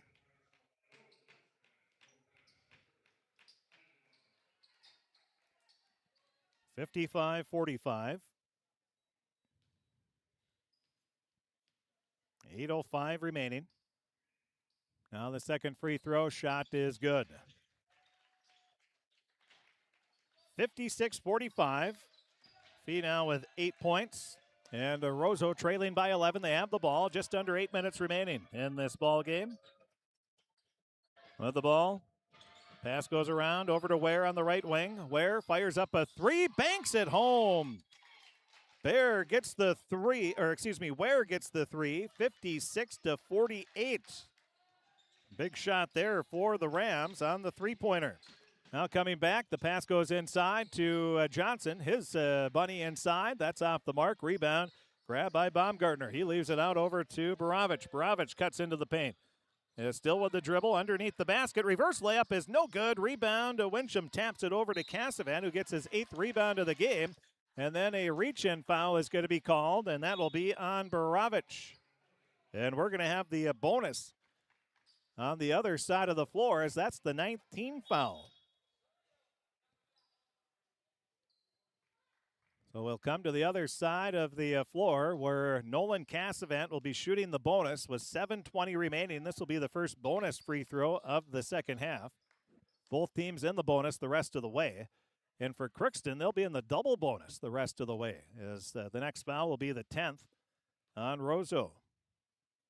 Cassavant with 6 points, and the free throw is off the mark. So we have a violation on Smith. The Pirates have been pretty lucky on that. Winnimac hit what would have been the game-leading free throw with a few seconds left, but it was called off because one of the Winnimac players moved in on the free throw too early. So Cassavant, that will be at least a 1-point mistake here, as he hits technically the first free throw. Second one did not count. And the second free throw, that's off the mark. Rebound, tracked down in the far corner. That's going to be picked up by Smith. 57-48. Crookston leading by 9 after Nolan Cassavant's free throw. Ware on the right wing, lays a pass inside Baravich. He leaps in the air, puts it up off the glass, good. Baravich now with 24 points, 57-50. Crookston leading, and they have the ball. Smith will drive into the lane. He puts up a shot, no good. And a foul is going to be called, and that is going to be on Baumgartner. That'll be his second personal foul. We're beyond the 10th team foul. At the line shooting 2 anyway is Smith. Smith at the line with those orange shoes, eyes down the rim. Right-hand shot is short.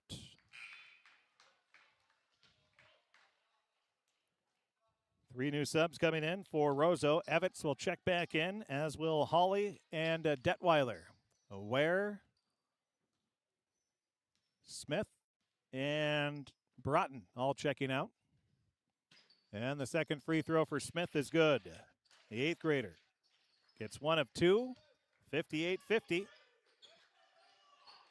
Pirates lead. 6:47 remaining in the game. Top of the key. Detweiler leaves it over to Evitts. Evitts back up top, driving in. Detweiler turns around, leaves a pass off. It goes to Baumgartner. He'll hand it off to Baravich, and he misses the layup. Johnson grabs the rebound, his 6th. Now it goes off right wing over to Wincham. Wincham, crossover dribble, cuts in the lane. Right hand, a layup is good, and the foul. Wincham with a little shake and bake there as he gave a little juke step and then cut right towards the basket. He gets the bucket, and then he was undercut just a bit on the block attempt by Baumgartner, who came over just a half a step late at 60-50.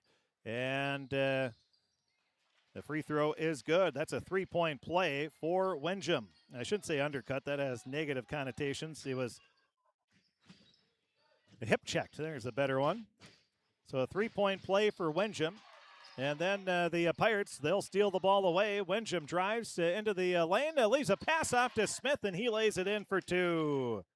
Wincham with the steal and the assist, and Roseau wants a timeout. We'll take one as well.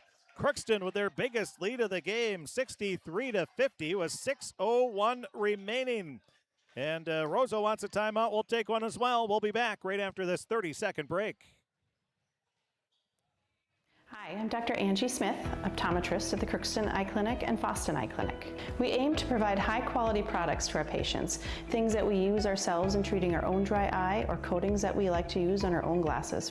We offer myopia control contact lenses for children, which are soft contacts that not only correct their vision, but are designed to slow the progression of their nearsightedness. The eyes lead the body, and we are passionate about helping the eyes be safer, sharper, and faster.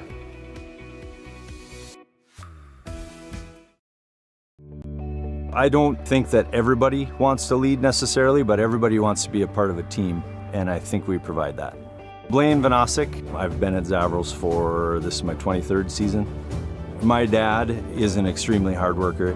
I wanted to be like him. I wanted to work, honest work, and provide for my family like he does, and just live a comfortable life. And I found that here at RJ Zavro & Sons. It feels great. After the timeout, Roseau will have the ball. Crookston with their biggest lead, 63-50, 6:01 remaining. A lot of time left in this ball game. Now Roseau with it. Pass Detweiler, leaves it over to Borovich on the left wing. He backs his way into the paint and has the ball knocked around and picks it back up. Tries to throw it off Windjam, but Fee picks up the loose ball. He'll sprint into the front court. A little scoop shot off the glass. Good. How did he get that to go in? Wow, that's his 10th point of the game, 65-50. Pirates build on their biggest lead, 15. Now a three-pointer for Evans. That's off the mark. Cassavant tracks down the rebound. There's a collision underneath the basket between Smith and the Rams' Hawley. And that's going to be on Hawley, and that'll be his 5th foul of the game. So Hawley will foul out with no points. And 5:28 remaining. Now Bo Smith will be at the line where he's going to be shooting the double bonus. 2 free throws where he's 3 of 4 in the game.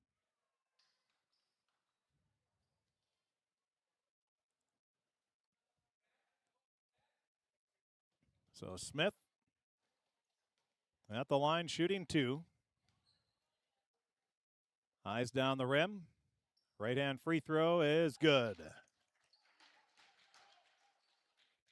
The 8th grader, 4 of 5 from the free throw line. Got a lot of youngsters out there tonight. Damari Houston Ware, also an 8th grader for Roseau.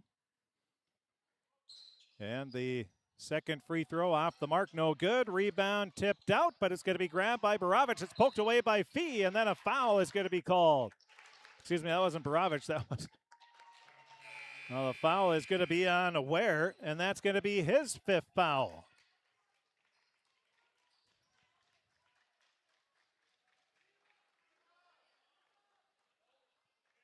Yeah, and I think Coach DeBach right now just pleading his case. Obviously it won't be changed, but Ware fouls out with 5:23 remaining and 3 points.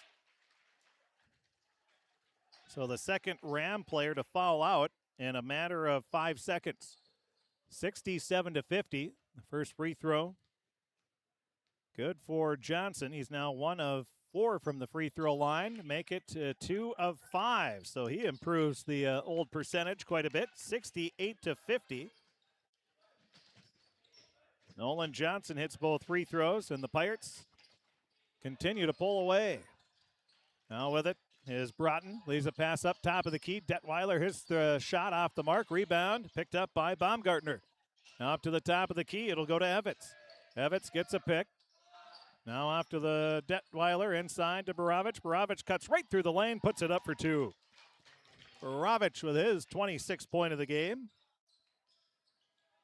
68-52. That breaks an 11-0 run by the Pirates. Now pass inside to Cassavant. Travel. Took too many steps. So the Pirates, they led, let's see here, 57-50, and they went on an 11-0 run over about a several minute span there. No, I'm really being pretty general with that one. I haven't had time to add it up yet. Now a 3 on the far side by the Rams. That's off the mark. Rebound. Windjam had it, but then he had it stolen away by Borovich, and he'll put it up off the glass for 2 more. 28 points now for Borovich. He has the last 4 points in the game. So Borovich is countered with a 4-0 run after the Pirates went on an 11-0 run. Now Fee on the right wing, leaves a pass to Smith. Smith gets it back over to the right wing. It'll go to Cassavant. Now inside, goes to Johnson. He backs his way in, leaves it out. It's going to be over the head of Fee. And Coach Erdman not happy at all. Those are the turnovers that the Pirate coaching staff has been driven crazy. Just completely unforced. Now on the right wing, driving into the lane, Borovich, and a blocking foul is going to be called on Johnson as he tried to take the charge. But the foul will be on Johnson. That'll be his 4th personal foul. Now Groven, he's going to check in, and Johnson will check out. And Coach Erdman right now, I told you, it drives the coaches crazy, those turnovers like that. Now Borovich at the line. Right-hand free throw is good. 68-55, 29 points now for Borovich. He's the state's leading scorer on average per game, just shy of 36 a game. And now the second free throw is good. 30 points for Borovich. He is on a 6-0 run on his own. Now the Pirates with it. Fee, he'll drive baseline, and a push is going to be called. That'll be on Evans. Evans will pick up his first personal. Fee will be at the line where he'll be shooting 2.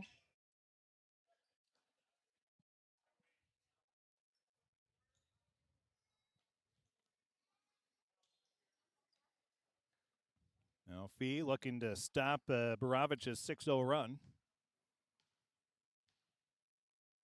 Eyes down the rim. Right-hand free throw as the gym goes quiet. That's off the front of the rim. Hits the back of the rim and the glass and goes in.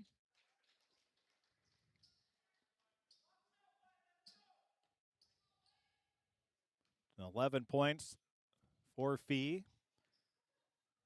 Second free throw. Right-hand shot is no good. Too flat. And the rebound grab by Evans.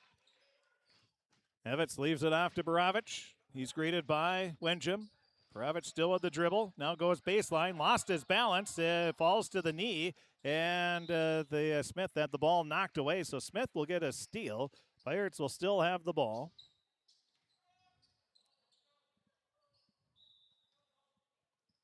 Inbound pass goes to Groven. Gunner in the backcourt. He'll dribble up into the front court, into the free throw line. Leaves a pass out to Fee. He fakes the 3. He'll cut into the lane. Puts it up off the glass. Good. Fee with the reverse layup. 71-56. Now coming right back is Borovich. He'll put it up for 2. Borovich will get 2 more. He has 32 points. Back and forth we go. 71-58. And the Pirates greeted by full court pressure. And then the Pirates will turn it over. And then a foul is going to be called. And that'll be on Nolan Cassavant. At the line, shooting the bonus will be Evans. That's the 8th team foul. So shooting the 1-and-1. Evans eyes down the rim. Right-hand free throw good. He'll get the bonus shot.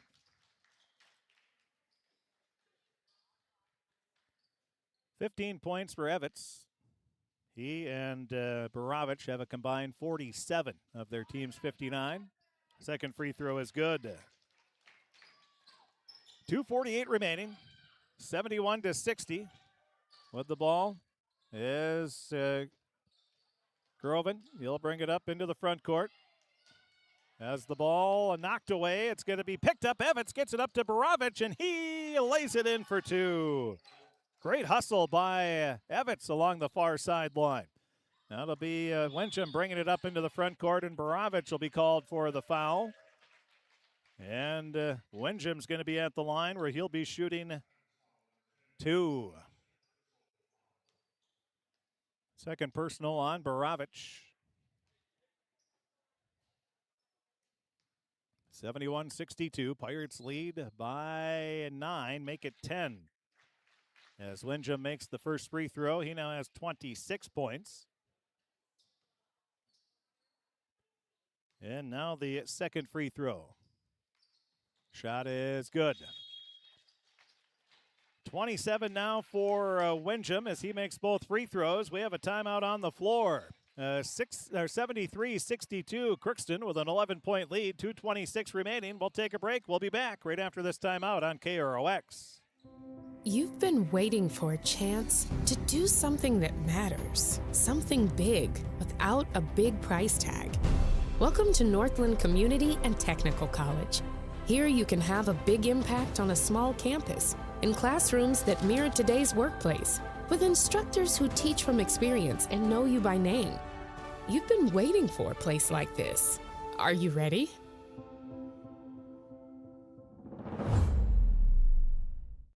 Are you an enthusiastic sports fan? Want to have fun and get in on the action? Heck, yes. That'd be awesome. Have great attention to detail? Want to stay active? Definitely. Want to give back to the student athletes in your community? Obviously, yes. Then you'd make an excellent high school sports official. We need more officials in Minnesota, because with no high school officials, there are no high school sports. Sign up today at highschoolofficials.com. 73-62, 2:26 remaining in the ball game. Paravich for Roseau, trailing by 11, drives into the lane, puts it up, no good. Rebound is grabbed by Johnson, and he's going to be fouled. So Johnson will get the rebound. That'll be his 7th of the game.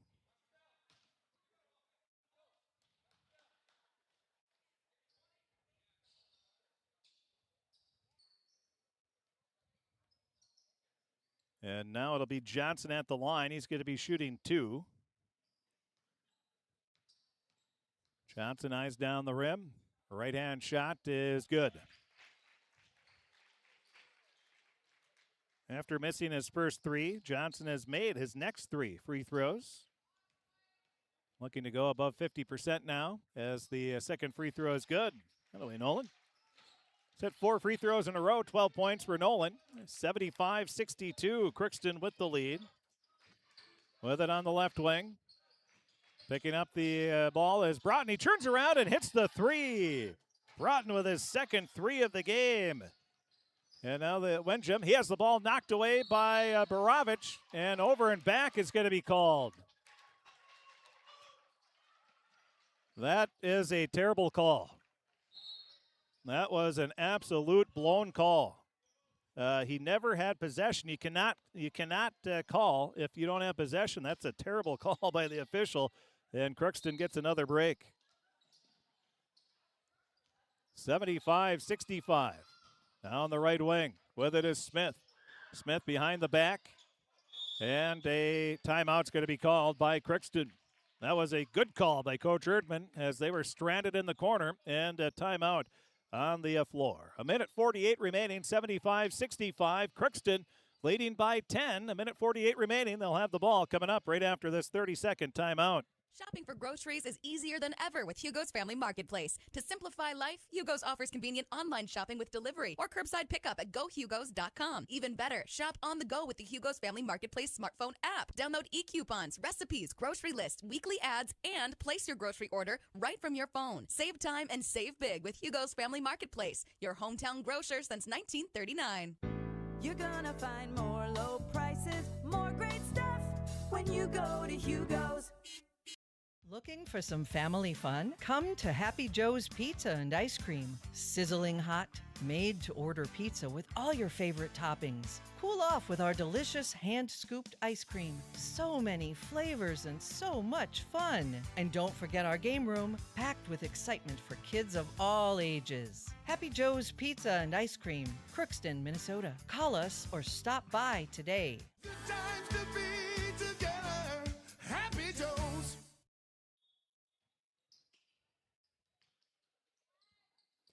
After the timeout, Crookston with the ball. Wenjum, 7 seconds on the shot clock. He drives in, leaves a pass off to Johnson, and he's going to be fouled. The foul is going to be on Detweiler. That'll be his second personal. At the line, shooting 2 will be Nolan Johnson. Crookston leading by 10, 75-65. Crookston's biggest lead was 18 when they led 68-50. Johnson hits the free throw. And he'll be shooting one more. Second shot is good. 6 free throws in a row for Johnson. And it's a 77-65 lead for Crookston. Baravich in the paint, puts up the shot, in and out, no good. Rebound out of bounds, last touch by the Rams, and it'll be Crookston ball. 77-65, 90 seconds left, and a foul. We going to have a double foul, or are we just going to have one foul here?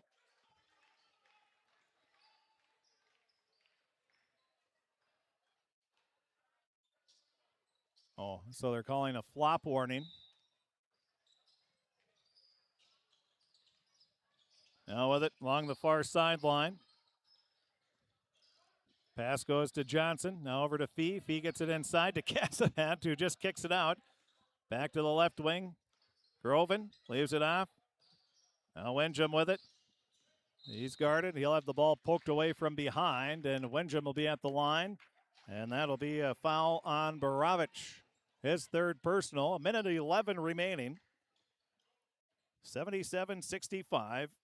Wenjum at the line, shooting more free throws. And the first free throw off the back of the rim, no good.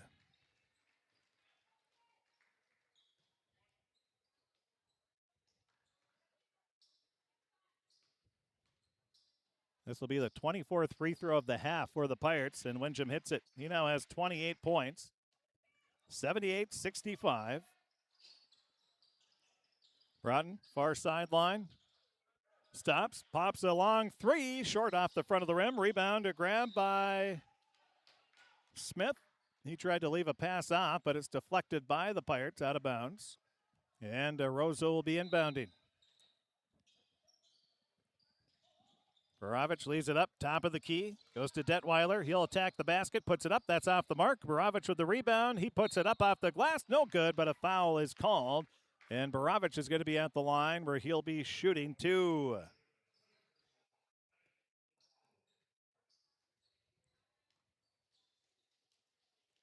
This will be the 8th and 9th free throw of the game or the half for the Rams.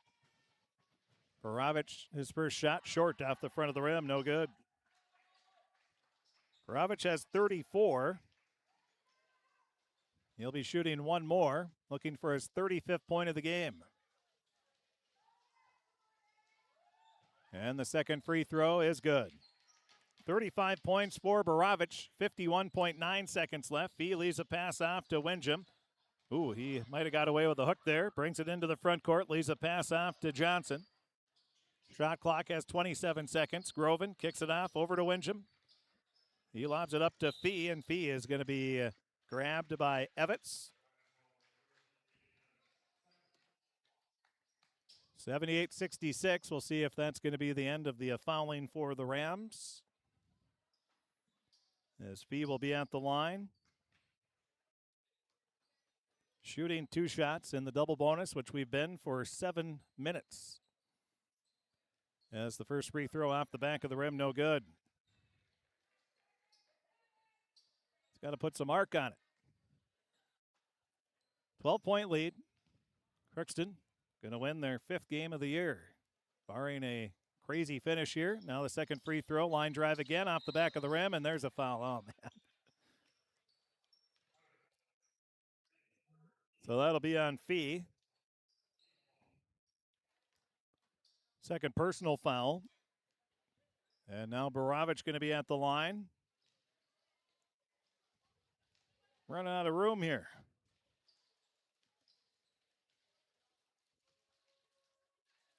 His first free throw is short. He'll be at the line shooting one more.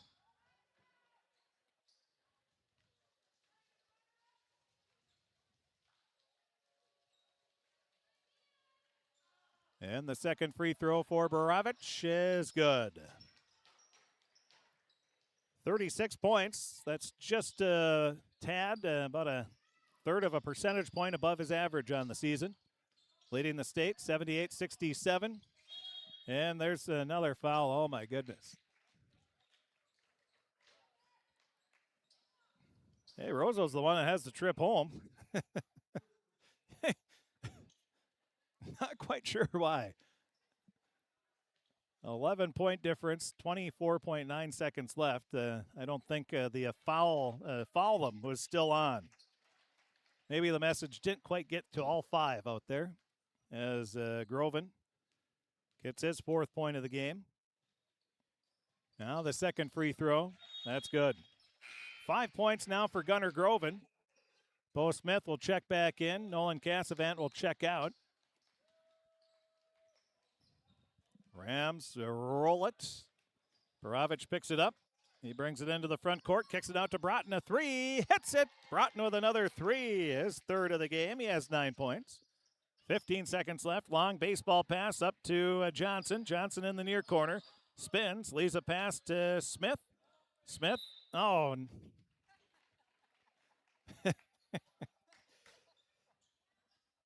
I got nothing. The Barnesville the girls basketball team and fans, they're like, what? Pirate girls basketball players, they're like, what's going on? They're just smiling. The Pirates are going to get the win, so they're happy for their fellow Pirates. First free throw is good for Smith. And the second free throw shot is good. Smith gives the Pirates, well, it gets his 15th point, 4 seconds, and that's going to be the ball game. Crookston comes away with an 82-70 victory over the Roseau Rams. Crookston improves to 5-17 on the year. Roseau will drop to 6-18. We'll take a break. We'll be back. We'll take a look at all the scoring, tell you who scored all 152 points in the game, and we'll give you a hint. Jordan Borovich led the way with 36. Crookston's Reggie Wenjum, he led the way on the Pirate side with 28. We'll take a break. We'll be back, and we'll have the post-game show, a very short one here. That'll be coming up right after this on KROX. And then we'll have girls basketball as the Pirates host the Barnesville Trojans. That's all coming up next here on KROX. Hi, I'm Dr. Angie Smith, optometrist at the Crookston Eye Clinic and Foston Eye Clinic. We aim to provide high-quality products to our patients, things that we use ourselves in treating our own dry eye or coatings that we like to use on our own glasses. We offer myopia control contact lenses for children, which are soft contacts that not only correct their vision, but are designed to slow the progression of their nearsightedness. The eyes lead the body, and we are passionate about helping the eyes be safer, sharper, and faster.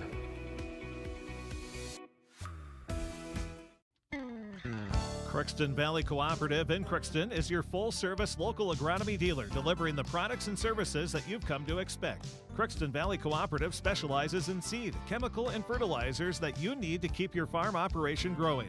For expert advice you can rely on, give Sean, Mike, or Matt a call at 281-1178 today, or stop by at Crookston Valley Cooperative, located at 1122 Fairfax Avenue in Crookston.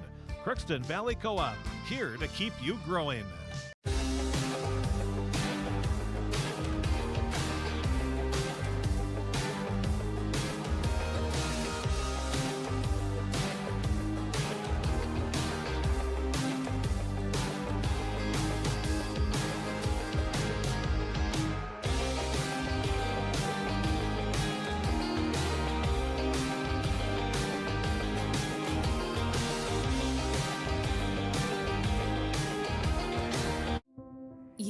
Waiting for a chance to do something that matters, something big without a big price tag. Welcome to Northland Community and Technical College.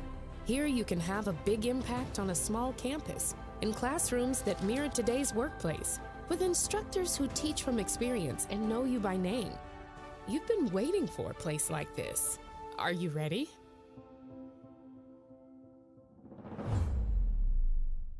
Want to own a home, especially your first? Well then, welcome home to the Old National Bank Down Payment Assistance Program. We're here to help you from start to finish and make getting a mortgage a little easier. Plus, you may be eligible for up to $15,000 to use toward your down payment. How's that for a little easier? Everyone deserves a place to call home and a bank to help get them there. Connect with an Old National mortgage lender to learn more. Old National Bank. Get old in your new home.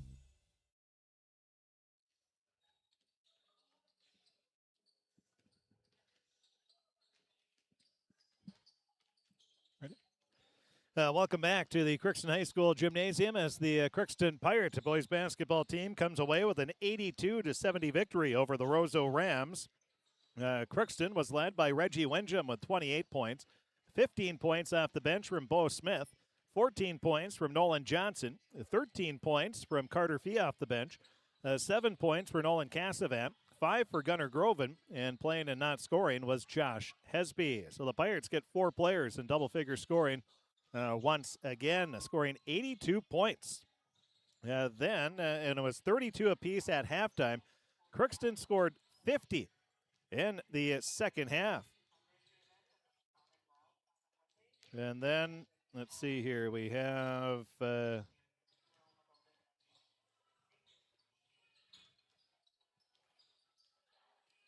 38. Yep, so 38 points in the second half for Roseau. Roseau, they were led by Jordan Barovich. No surprise there. He had 36 points. And then it was Aiden Evitz. He had 16 points. He had a nice game, both offensively and defensively. Also had a bunch of rebounds. And then 9 points for Noah Broughton on 3 threes. Then it drops off after that. It was 3 points for Damari Houston Ware, who fouled out with 5:23 remaining. And then 2 points for Tyler Marvin Nichols, 2 points for Landon Baumgartner, and 2 points for Isaac Detweiler. Playing and not scoring were Siler Smith, Preston Hawley, who fouled out with 5:28 remaining. And that was all of the scoring. Crookston's largest lead was 18 points. They led 68-50, and they were able to hold on the rest of the way. What was that? So 58, that would have been a 24-20. Nah, that's not right. I'm not going to try any more math here. But the Pirates win 82-70, outscoring Roseau 50-38 in the second half of play, thanks to a bunch of free throws for the Pirates. We'll take one more break. We'll be back, see if we can talk with Coach Bruce Erdman. If not, we'll just record him and post the interview on our website. And if he's not back out when the break wraps up, we'll start with some girls. Actually, we'll just, we'll play it by ear here. We'll take a break. We'll be back, and we'll either have Coach Erdman and then the pregame show for Pirate Girls Basketball hosting Barnesville, or we'll just go right into the pregame show for Roseau Girls Basketball. Again, the final score here, Crookston beats Roseau 82-70. Pirates improved to 5-17 on the season, and Roseau will drop to 6-18. This could have a little implication at seeding time, depending on how the two teams end the rest of the season, as seeding will take place a week from Saturday. So there's still a few games. Crookston has a game at Warroad. That'll be on Tuesday night, and that'll be a big game for Crookston as well. So, all we can tell you with the QRF, stay tuned for next Saturday. We'll know who's what, doing what there, here, and everywhere.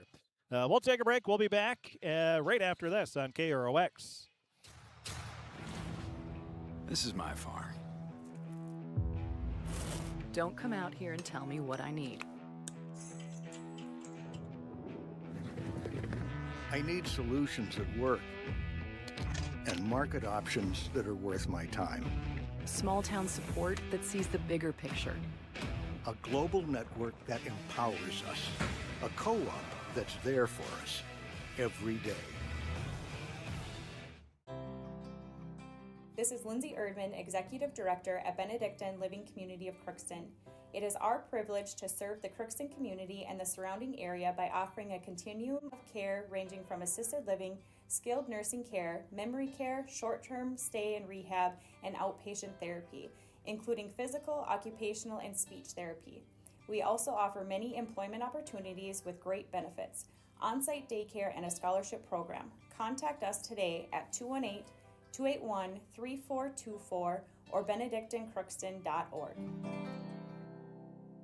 At Crookston High School, we really have a lot going on. There isn't that much going on. Oh yeah? We have Softball, Baseball, track and field, soccer, swimming, tennis, golf, volleyball, trap shooting, hockey, basketball, wrestling. So we have a lot of sports. and there is orchestra, Band, choir, visual arts, Speech. theater, Leo Club. and Crookston is one of the highest academic schools in the region. Really? Yeah, really, especially in math and science. I guess we do have a lot going on. Yeah, and that's why Crookston High School is my education destination.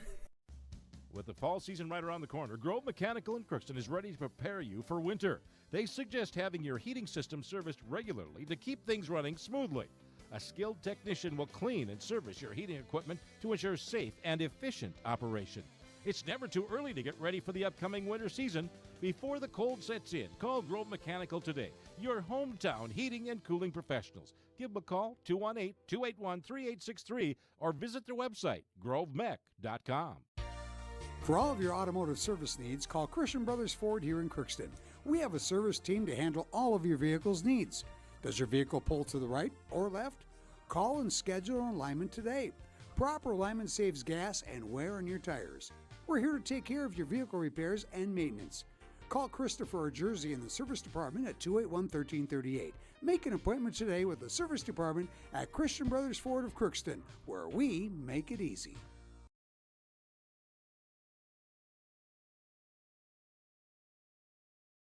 Want to own a home, especially your first?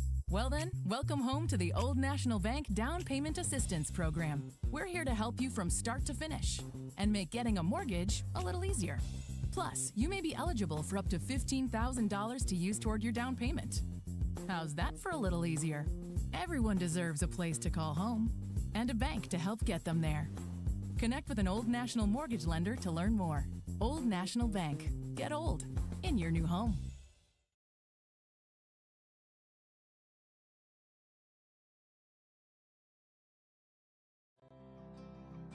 This is Lindsay Erdman, Executive Director at Benedictine Living Community of Crookston. It is our privilege to serve the Crookston community and the surrounding area by offering a continuum of care ranging from assisted living, skilled nursing care, memory care, short-term stay and rehab, and outpatient therapy, including physical, occupational, and speech therapy.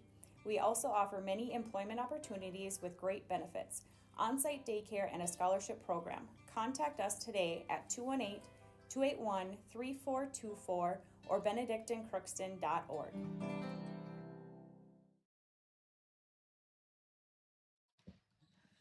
And welcome back here to the Crookston High School Gymnasium, as one game is down and another game is set to go, as the Crookston Pirates will be taking on the Barnesville Trojans in a game that should have been played 2 months ago, almost. But now we finally got it to go, and it almost, if there was more snow, there was a chance it might not have happened at all. So we're glad that we're getting this game in, the penultimate game of the year for the Pirates and the final home game of the season for them. Crookston girls, they're 7-17 on the season. Had a tough one against Dilworth Glidden Felton on Tuesday. Lost that one 73-35. Barnesville Trojans come into this game 8-14 on the season. They have a couple of cancellations in their schedule, so they have less games than almost everybody else around them. But they just came off of a 58-52 close win over the Ada Borup West Cougars on Tuesday, and now have made the trip up here. Talking to their head coach earlier today, Coach Bill Gottenborg, that it was a bit of a treacherous trip. The roads weren't that great, but they made it up here, and he's excited to be here, and they are ready to play some basketball. This should be another close game, albeit I doubt it'd be as high scoring as the boys game is. Both these teams don't allow very many points, and so we'll see how this one pans out in front of us. 2 seniors for the Pirates, Chloe Bull and Hallie Nicholas, playing their final game, presumably, but most likely, on this home court. We'll take a break, and when we come back, we'll hear from the head coach of the Crookston Pirates. It'll be Coach Jaden Hams, and we'll hear his interview right after this. Take a shorter break, about 60 seconds, here on KROX. You deserve the best. Earn your degree at University of Minnesota Crookston with the best public dorms in Minnesota, ranked by niche. With over 75 programs, you'll easily find the best fit for you. In this close-knit community, you're just around the corner from your new best friends. Plus, the U of M system has the lowest cost after financial aid in the state, so you receive the best value for your education. University of Minnesota Crookston. Small campus, big degree. The best of both worlds.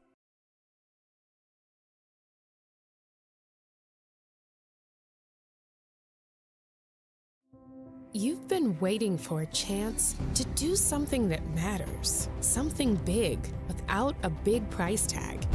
Welcome to Northland Community and Technical College. Here you can have a big impact on a small campus, in classrooms that mirror today's workplace, with instructors who teach from experience and know you by name. You've been waiting for a place like this. Are you ready? For some family fun? Come to Happy Joe's Pizza and Ice Cream. Sizzling hot, made-to-order pizza with all your favorite toppings. Cool off with our delicious hand-scooped ice cream. So many flavors and so much fun. And don't forget our game room, packed with excitement for kids of all ages. Happy Joe's Pizza and Ice Cream, Crookston, Minnesota. Call us or stop by today. Times to be together. Happy Joe's. Here on the River Health pregame show, the head coach of the Crookston Pirates, Coach Jaden Hams, is with us. Nice to see you again. Had a rough one on Tuesday when DGF kind of came into town. They've been one of the top teams in the section. That kind of showcased why. But now you're looking to move on from that, and you got a great opportunity both today and tomorrow to get some more wins on the card. What's it going to take for the girls kind of wash Tuesday out of their memory and just move on to the next one? I told them when the game got over, I said in the locker room, I said, we're going to give you guys 24 hours. We said, we turned into 24 hours, turned into 24 minutes because, we were focused on today and tomorrow because they know that they have a very good chance to be able to do some very good things today and tomorrow. So we just said, think about it. Think about the things we did wrong. We move on to next week and we move on to the next 2 days. We weren't able to have practice last night because of weather, but, we were able to get in contact with everybody, kind of watch some film, do some things like that. So I think we're ready, and I think we can put on a good game, and hopefully we can come out on top. Good point from Tuesday, and Grace Bowl came back. What's it like for the team really to have her, and how important is it to get to another depth piece in? Yeah, it was nice to have her back. She kind of plays a key part for us in certain situations, and her sister Morgan stepped in for us, and she definitely fulfilled the spots that we needed for her, and we appreciate that. But it's nice to have her back. It's nice to have her back in the lineup, and she played really well. For sitting for 2 games, not playing 2 games, coming back, and then coming back to play against DGF. I think she probably had like 3 or 4 threes that were kind of big for us to give us a little bit of momentum. And once she hit them, it kind of switched over, and she had a good attitude the whole time. Some of the times those girls that don't play a lot, they kind of have a bad momentum or they kind of have a bad game. And, she came out fast, she came out flying, and she did everything we wanted her to do. So now you're shifting emphasis over to this Barnesville squad. What do you know about them, and what kinds of things do you think you need to be prepared for? I know we'll match up pretty nicely against them. I think we'll have a little bit of a height advantage in certain situations. So, if we can get the ball to Maddie or get the ball to Brooklyn, and we can have Chloe do her things, and the starting 5 do the things that they've been doing for us all year. I think there's no reason that we can't compete with these guys, and I don't think there's a reason we can't win. Realistically, I've been thinking about it all day. I was sitting at work talking to my boss, and I told him, I said, I think this is going to be a game. It's going to be a shootout. It's going to come down to a close end. It's going to come down to the very end of who's going to make the more free throws, who's going to get the most rebounds, and who's going to get the most offensive putbacks. And I think that's something that's going to happen. In terms of specific keys, you started to mention a few of those, but you're 4-1 in this month for a reason, because some keys have worked. What are those, and what do you need to continue to do well? We got to get back on that defense we've been playing. We've been playing really good defense. Overall, I thought we played decent defense against DGF. They're a powerhouse team. They're a good team. They got players that can, move around, shoot threes, and, that's something that we kind of struggle with. And, if we can play defense, do the things that we know how to do, and play the game that we know how to play, I don't think there's a reason that we can't win. We got to set our fast break quickly. If we're going to press, we need to decide. If we're going to set a good press, or if we're going to kind of let them beat it, or what we're going to do. And, I think one of the biggest aspects for us tonight is going to be defense. If we can play defense and play the defense we know how to play, and play the defense we played the last 2 games or 2 weeks ago, I think we can put on a good show and hopefully win the last home game of the year. Lastly, what's going to be the message to these girls, especially to the couple seniors on your roster, given that this is the last home game of the year? I will be honest, I've been thinking about that all day. I've been thinking about what do I tell those 2, because, those are 2 girls, that Chloe, she's been here since she's been in 7th grade, and Hallie's been here since she's been 8th grade. So, it's going to be, I think there'll be a lot of emotions kind of before the game starts, and then once the game's over. But, I'm just going to, I'll have a private conversation with those 2 and kind of tell them, You know, I understand it's your last home game of the year. It's your last one of the year. So, you know, we got to take full advantage of it, do the best you can. You know, it's the last one you get to play in front of your friends and family. So make sure they take full advantage of it. Probably not take them off very often. Kind of let them do their thing, and hopefully we can get a win for them to end their year in Warroad, or end their year in Warroad with a win tomorrow, and then hopefully get a win tonight so they can end with a home win court. Fantastic, Coach. Well, I very much appreciate your time. Best of luck to you. We'll talk postgame. Thank you. And that was the head coach of the Crookston Pirates, Coach Jaden Hams, here with us on the Riverview Health pregame show. Teams are back out, so let's take a look at our Napa Crookston Welding and Machine starting lineups. They have what you need, and they'll make sure your battery will start the first time every time. So buy a Legend battery from Napa Crookston Welding and Machine. They'll handle all your Legend battery needs for your cars, your trucks, your recreational vehicles, your snowmobiles, ATVs, and more. First for the Barnesville Trojans, 8-14 on the year under the guidance of Coach Bill Gottenborg. In his second year at the helm in Barnesville, spent a lot of time in Holly, got started in Stephen before they co-opted with Stephen Argyle. He's been at this for a long time. Their starting guards will be Jayla Amundsen, the junior. Flanked on her left is Alexis Bonchis, the senior guard. And then you've also got Annika Cassette, the right senior guard on the right side. Playing the four is Auburn Hins, the senior, 5'7", and then their tallest player on the team, the 5'10" center, Ashley Manival, another senior. So 4 seniors to get things started. Barnesville has 5 on their roster. Alexis Paul is the only one not starting for the Trojans. For the Pirates now, they are 7-17 on the season. And on Tuesday is when they got Grace Bowl back. So she's back in the lineup after missing a couple games with a head injury. Good to see her back out onto the floor today. She'll be alongside her sister Chloe Bowl running point. Then Hallie Nicholas and Grace Bowl playing the 3 and 2 respectively. Brooklyn Waldall, the 6-foot junior, playing the 4. And Maddie Bruggeman, the 5'10" junior, playing the 5 for the Pirates against the Barnesville Trojans. We finally got this game on the calendar. Thank goodness for that. And there's no anthem, so we're just going to take a break and go straight into our opening tip here between the Pirates and the Trojans. We're back after this on KROX Radio and KROX TV.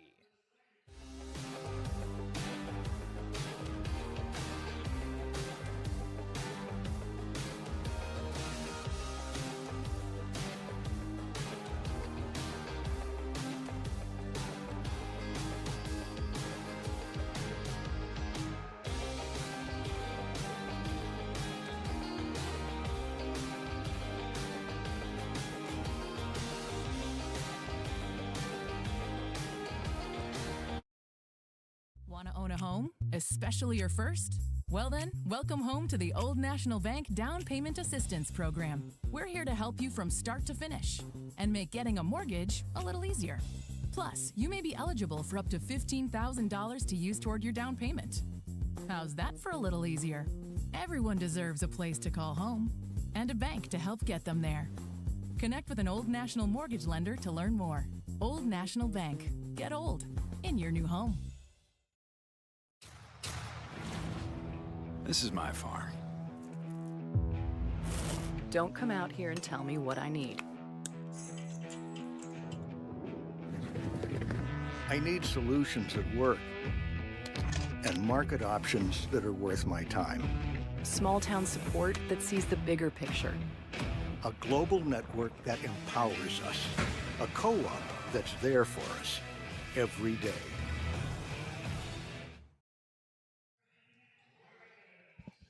We welcome you back here to the Crookston High School Gymnasium. We're about ready to get this game underway, the second game of 2 between the Crookston Pirates and the team that's come up to face them. It was Roseau for the boys.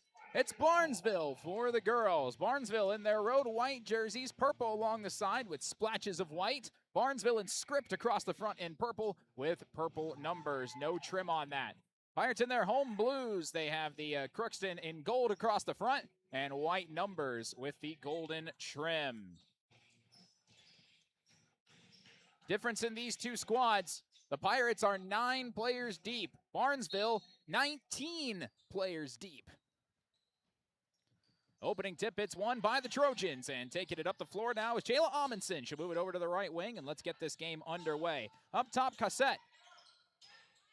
Back down with Bonchis, and they'll swing the ball all the way into the corner. Good shot fake, trying to work their way in is Manival. Kick it back outside, cross-court pass, Bonchis up top, Cassette. Shot clock down to 15. Bonchis right wing, cross-court pass, and they keep swinging the ball over, trying to get a three-point shot. It's not working right now. Good zone defense, long pass, caught up top by Amundsen. Shot clock at 3. Here comes a deep 3, no good. Rebound by Hallie Nicholas. Up the floor comes Grace Bowl. Long pass down low to Brooklyn Waldall. Didn't have the shot. We'll kick it back out to Hallie. And Hallie will take a 3 and drill it. They left her alone. I don't think you should do that. Pirates score first, 3-0. Here along the right wing, Bonchis will move the ball over. Amundsen back to Bonchis. Fake it in the corner and throws it away as they tried to get it across to Cassette. No dice on that. The warm-up jerseys for Barnesville say defend till the end on it. They are a defense-first team, and they nearly create a turnover here. Grace Bowl comes flying in but can't hold on to the ball, and they do create a turnover right on cue.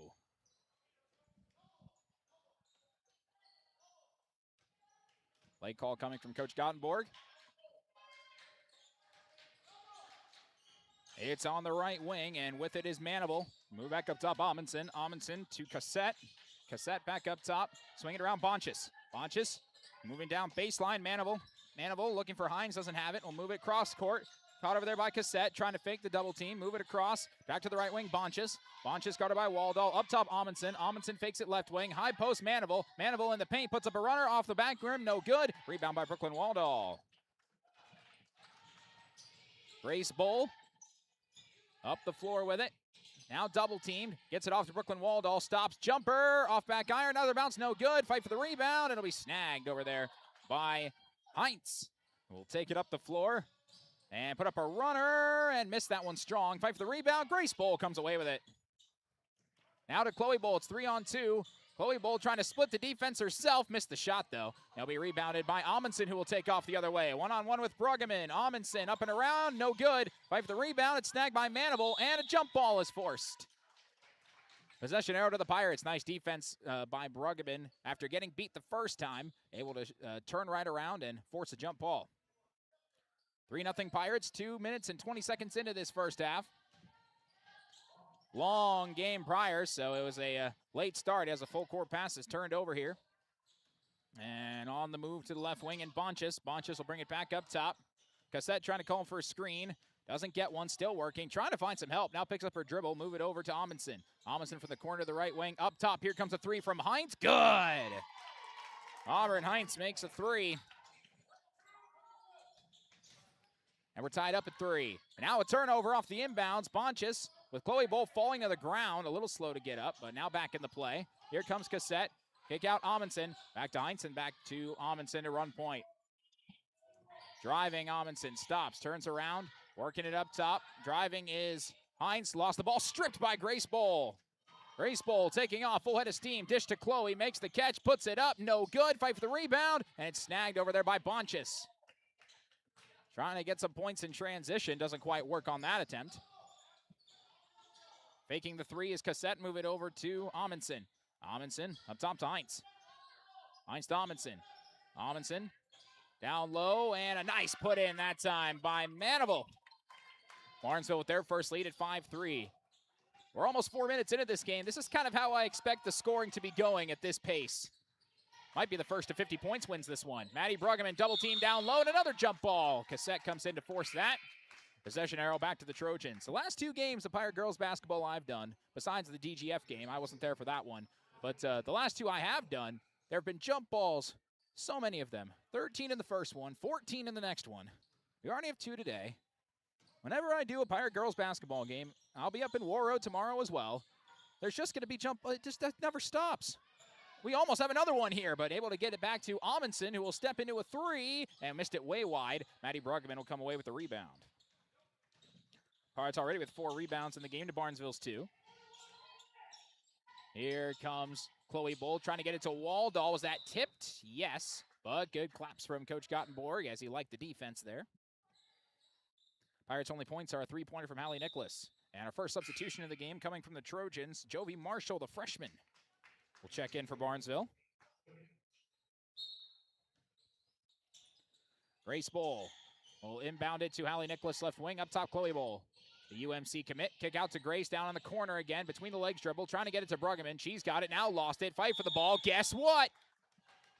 Another jump ball. Possession arrow will stay with the Pirates this time with 13:40 to go. They just follow me. I don't know why. It never ceases to surprise me. Here's Hallie Nicholas, quick inbound, Chloe Bowl, bobbled it, and stepping on the out-of-bounds line, trying to save that was Amundsen, threw it right off the thigh of Bowl, and it would have worked if her foot was just an inch or more so inbounds. Pirates have a shot clock at 12 and will inbound from underneath. Grace Bowl trying to get it to Chloe, didn't look anywhere else, does find Chloe Bowl, trapped in the corner, needs some help, fight for the ball, another jump ball, and Barnesville will take it back. Grace Bowl didn't look anywhere else. That play was solely designed to get it to Chloe, and Barnesville did a great job defending that. So 13:32 to go, first half, 5-3. Barnesville with the lead. Inbound to Amundsen.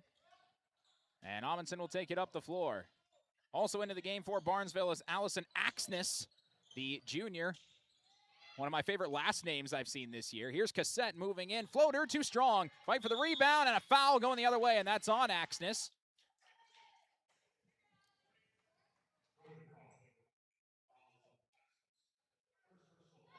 And the ball will go back to the Pirates. First 3 points of the game came from Hallie Nicholas on a three-pointer. That ball was knocked out of bounds, and Chloe Bowl touched it last. And so Barnesville's defense showing up here strong, creating turnovers, making plays happen. Barnesville scored the last 5 points. Here's Cassette, who wants a three. That's off the scoreboard, shot clock, excuse me. Off back iron, and the Pirates will get the ball back. Auburn Heinz made a three to tie it at 3, and then Ashley Manival put in the 2-point shot to make it 5-3. Here comes Brooklyn Waldall.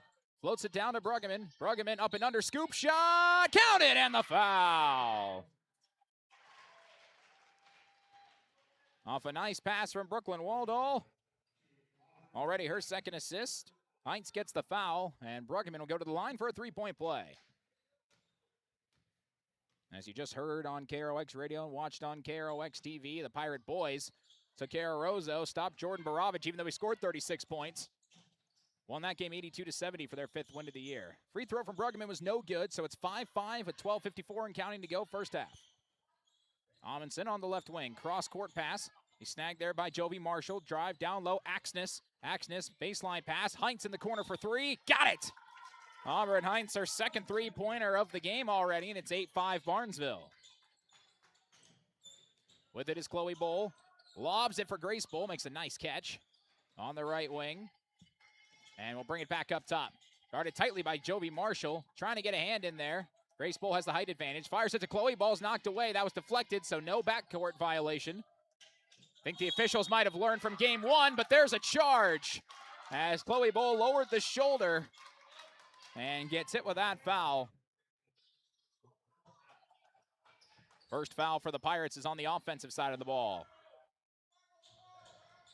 And 3 substitutions as 2 starters coming back in for the Trojans, as well as Isabella Follingstad, the junior. Here is Amundsen moving over. Left wing, Marshall going down low. Nice pass from Manival. Swing it up top. Amundsen, 3. Off back iron. Long rebound. Fight for it. Amundsen chasing it into the corner and throws it off of Chloe Bowl. And sitting on the seat of the Pirate bench was Amundsen, and it bounced into her lap. And it's Pirate ball. And now Morgan Bowl will check in for the first time today. Chloe Bowl to the bench. Frustrated with herself as she went back to the bench.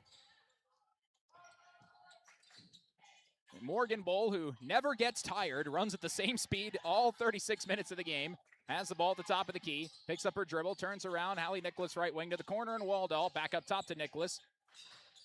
Keeping her head up, trying to get some help from Bruggeman, now moves to the left, doesn't have anything, just standing there, now move it over to Waldall. Waldall on the right wing, has Follingstad in front of her. Waldall trying to get some help. She'll put the ball on the ground. Shot clock at 6. Nicholas on the left wing. They leave her alone for 3. That's too strong. Fight for the rebound. Still loose. Taken by Bonchis. Alexis Bonchis will move it over. Up top, here's Folingstad to the baseline. They swing it out. Here comes a three on the way from Marshall. Hits nothing but air and trying to flick it back in play.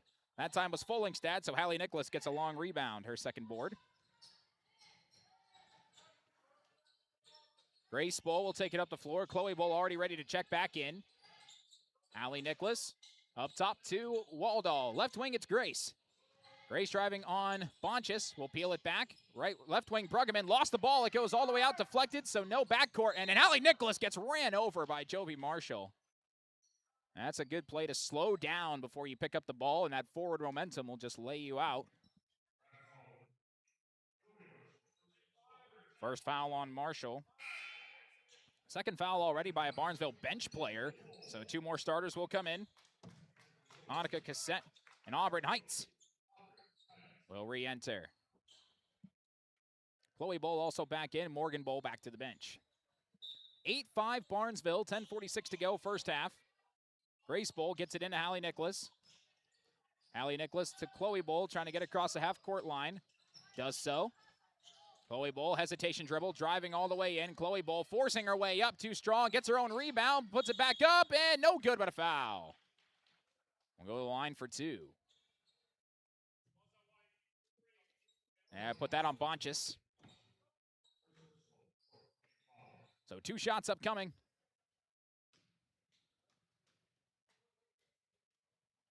First shot from Chloe Bull is good.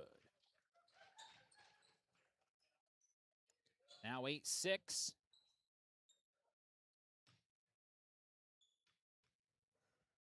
.10:32 to go first half. Second free throw from Chloe Bull is also good. Has a very high position of her free throw, way above her head, but makes them both. 8-7 our score. Here's Marshall to the left wing and Cassette. Guarded by Hallie Nicholas. Stops, turns around, Marshall, left wing, drives, cut off by Nicholas, cross-court pass, they swing it over, now back over to Marshall on the left wing, to the baseline, Manival. Manival up and under, goes for the reverse, it stays on the rim and then doesn't fall, rebounded by Grace Bull. She'll slow the pace down, fake it to Chloe, now will drive, working on Bonchis, and dribbled it off her foot. Bonchis cut her off. Very well done there on defense with 10:01 to go, and an 8-7 lead for the Trojans. Trojans looking for their 9th win of the year. Pirates looking for their 8th. Pretty important game when it comes to potential playoff seeding. This one broken up and stolen by Waldall. That's why it was essential for both of these teams to get this game in as a full court pass gets knocked away by Marshall.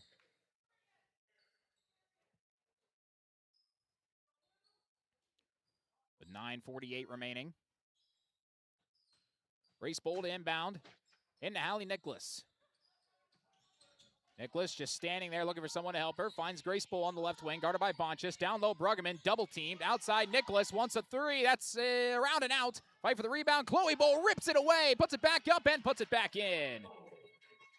Good work there by Chloe Bull. She's got 4 points. Her second rebound of the game, both on the offensive side of the ball. 9-8 Pirates. Here's Manival on the baseline. Underneath, kick out, bobbled, and we're able to work it back out. It's Heinz. Back to Heinz, who has 2 threes in this game. Manival baseline J. Too strong. Fight for the rebound and snagged by Jovi Marshall. She'll peel it back out to Bonchis. Bonchis stops. Right wing Marshall. Corner. Cassette for 3. No. And rebounded by Chloe Bull. Trying to split every defender. Had to pick up her dribble. Finds Maddie Bruggeman. Move it to baseline Waldall.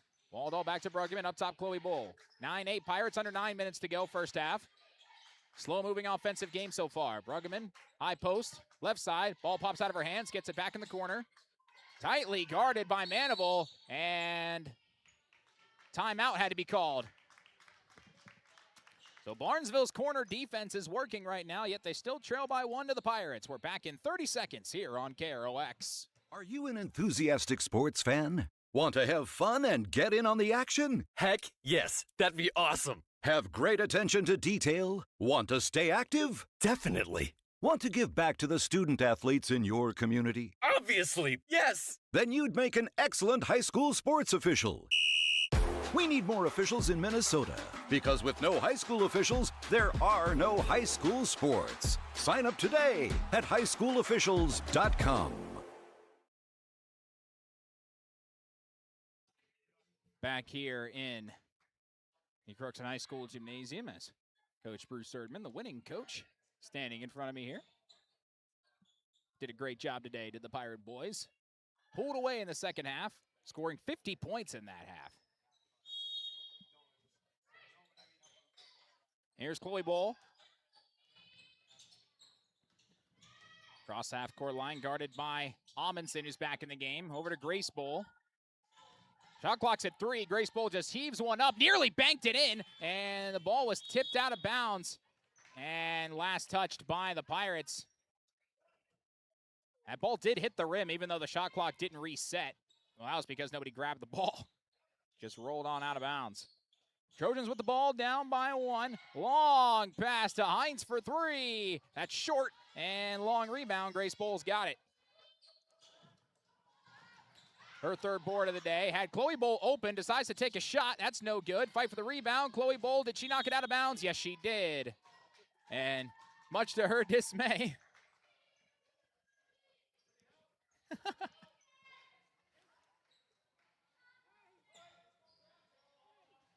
9-8 Pirates lead. Hi. Oh, that's awesome. Amundsen with the ball over to Hines. Manival working up top and fighting for the ball is Hallie Nicholas. Jump ball called, Pirates ball. All right, you might have a little scoreboard camera operator hanging down in front of us. Got the best hairstyle of the night, that's for sure.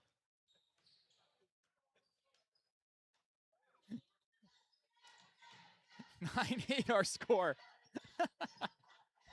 Hallie Nicholas with the ball in the left wing. Guarded by Cassette.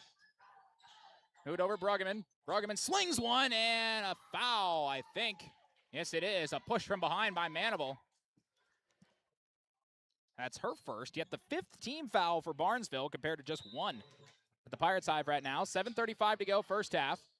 Inbound Waldall, she's got it. Dribbling to the high post, up top Maddie Bruggeman, shot fake, handoff Nicholas, up top Waldall, peels it back to Nicholas, fakes to Chloe Bowl, dribbling, Nicholas moves it over and knocked away and stolen by Hines. Hines taking off, getting by Nicholas, Nicholas cuts her off, free layup is no good, and Waldall comes away with the board. And Brooklyn Waldall will weave through traffic. Kick it back out to Hallie Nicholas. And firing away. And drilling that 3 is Nicholas, her second one of the day. 12-8, and Coach Gottenborg wants a timeout. Another 30-second one. We'll take one with him. 12-8 Pirates, 6:56 to go. Back in 30 seconds on KROX. At Crookston High School, we really have a lot going on. There isn't that much going on. Oh yeah? We have Softball, Baseball, track and field, soccer, swimming, tennis, golf, volleyball, trap shooting, hockey, basketball, wrestling. So we have a lot of sports. and there is orchestra, Band, choir, visual arts, speech, theater, Leo Club. and Crookston is one of the highest academic schools in the region. Really? Yeah, really, especially in math and science. I guess we do have a lot of going on. Yeah, and that's why Crookston High School is my education destination. Back at the Crookston High School Gymnasium. Pirates with a 4-point lead now on a 7-0 run.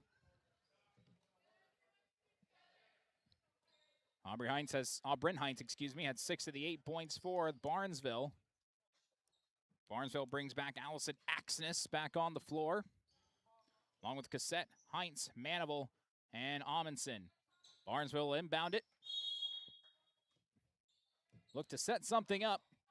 Get some points on the board. Right wing, Amundsen will stop and fire a shot. Deep 2, no good. Long rebound by Grace Bull. Already 4 boards for her. Grace Bull with the ball. Top of the key. Move the ball to Chloe Bull. On the right wing, Chloe.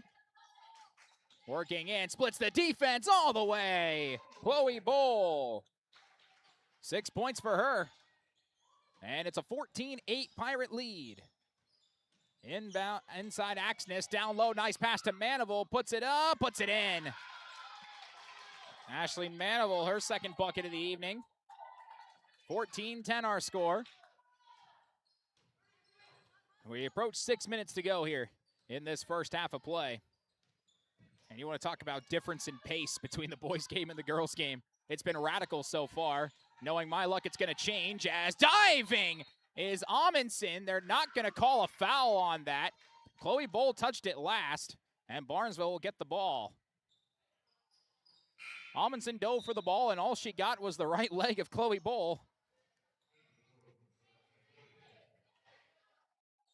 And she's been to the ground multiple times so far to start this game. Under 6 minutes to go. Left wide open is Manival down low, but chooses to kick it. Heinz baseline, Axness from the paint, too strong. And another rebound by Grace Bowl. Man, are they happy to have her back. Grace Bowl on the right wing, gonna try and take it herself, gets fouled, and then will go to the line for two. And a push on Axness, and that's her second foul. And the sixth one for the Trojans, so in the single bonus for the next three fouls are the Pirates. 3 quick dribbles for Grace Bowl, free throw is good. It's her first point of the game. And back into the game for the Trojans comes Isabella Follingstad.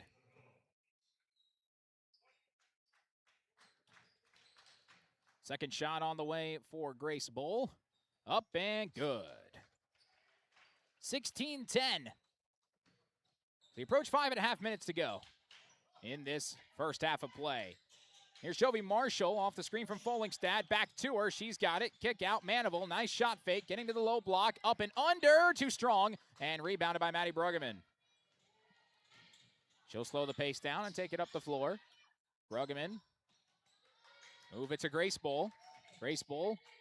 Between the legs dribble. Kick over Nicholas. Nicholas on the right wing. Trying to find Chloe Bowl. Then to Waldall. Waldall guarded by Marshall. Waldall tough shot and gets a foul. And Waldall will go to the line on a foul by Marshall, and that's her second. So 2 bench players for the Trojans have 2 fouls on their card. First free throw from Waldall is no good. Bonchis will come back in for Marshall.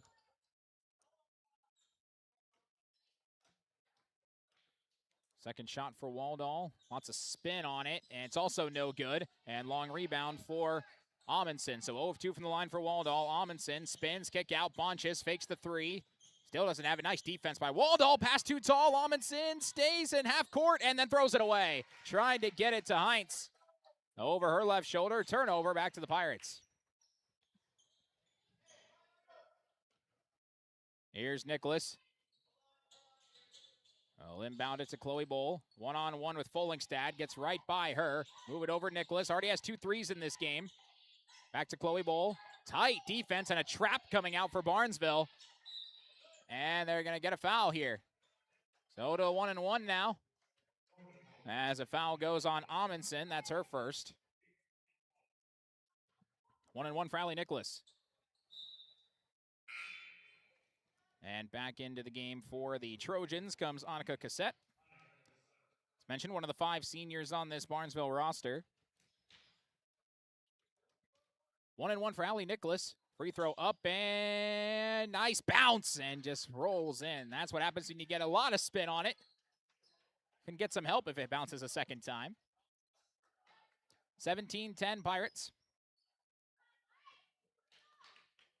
On a 12-2 run right now since it was 8-5. And Nicholas makes them both. She leads all scorers with 8. It's 18-10, and a timeout is going to be called by Coach Gottenborg. Another 30-second one, so we will take one as well. 18-10, Pirates with the lead. Back after this. Farming today doesn't always feel the same way it used to. Then again, some of it feels all the same. Maybe it isn't so much the jobs that changed, but how they get done. Now that's a different story. Efficiencies are critical, which is why you need a lender who will find the right loan structure for a strong financial future. You need a lender to look out for your whole farm operation. Ag Country.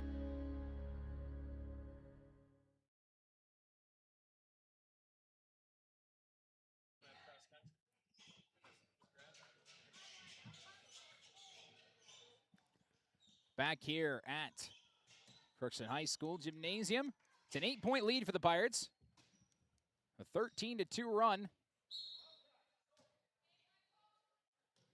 It's inbound Bonches. He'll move the ball over Cassette. Crossover across the half-court line. Bonches is all alone right now. She's got the ball. Move it back to Cassette. They're trying to set some kind of play up, but the Pirate defense is doing a great job right now. Here's Heinz.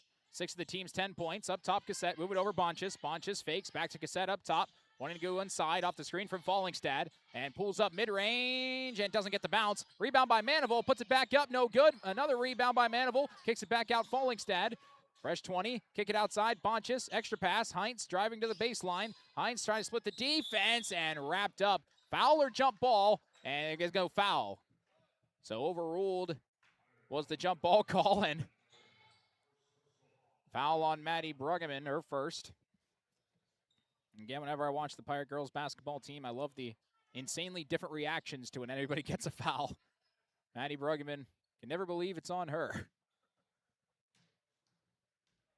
2 shots upcoming now for Heinz.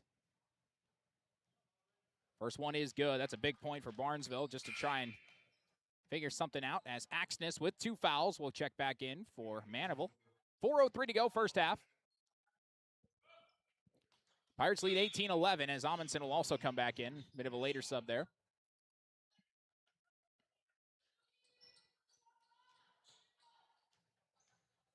Coach Gonborg brought up 5 JV players up to the varsity roster for this game.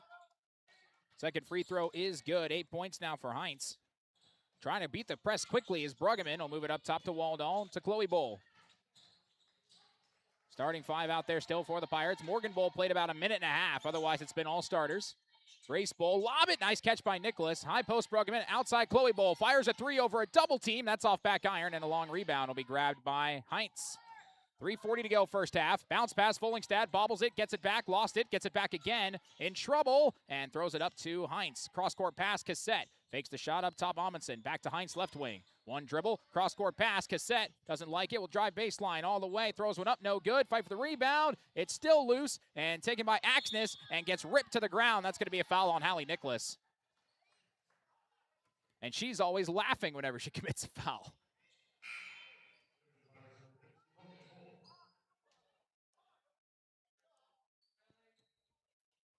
Fresh 20 on the shot clock for Barnesville. Inbound to Axness. Move it over Fallingstad. In the corner, Cassette open for 3. Off back iron, light for the rebound. Bruggeman's got it. Will look to take off and slow down and get it to Chloe Bull. On the left wing, now to the baseline. Chloe Bull, long pass out to Morgan Bull. Just check back in for Grace. Move it over to Hallie Nicholas in the corner. Double team, back to Morgan. Morgan Bull working all the way around, lobs it to Chloe, all alone for 3. Off the front of the rim, and fight for the rebound, knocked out of bounds by Barnesville. Cassette touched that last.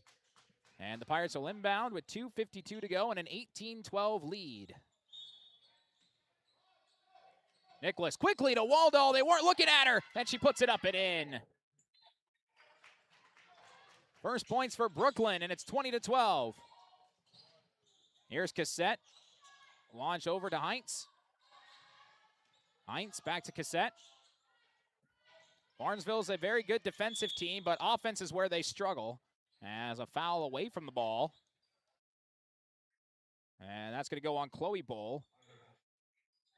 She's got 2. Cassette trying to inbound. Got it into Axness. Throws a crazy one up. It's rebounded by Chloe Bull, and they've got numbers.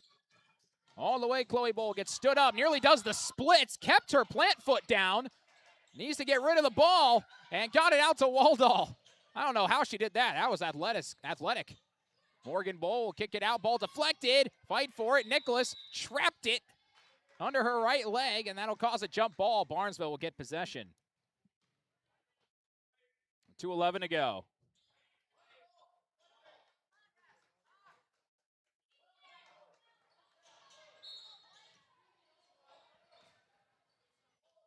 With it is Amundsen. Amundsen top of the key to the right wing, Cassette. Cassette back to Amundsen, guarded by Chloe Bull. Amundsen splits the defense into the paint, kick out, Cassette, shot fake, back to Amundsen. They just don't want to shoot it from there. Cross-court pass, Heinz down the baseline. Back up top, Amundsen, kick it, Cassette down low, and that's a kicked ball off of the foot of Waldall. So fresh 20 will go on the clock. Subs will come in for the Trojans. Marshall back in. Cassette to the bench.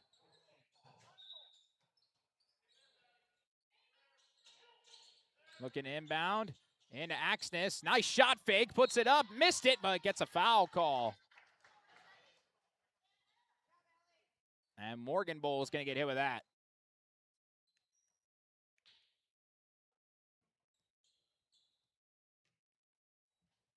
So 2 shots upcoming now for Axness. First one up and good. Axness now just the 3rd Barnesville player to score so far in this game. 20-13 our score. Pirates lead. Minute 48 to go first half. Second free throw for Axness. Off back iron and Morgan Bowl with the board. Full head of steam. She doesn't really know any different. And I'll swing the ball over to Chloe Bowl. Might as well go all out though. Allie Nicholas.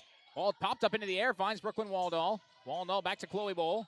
Chloe Bowl as the trap is back out there now for Barnesville. Trying to run a trap zone.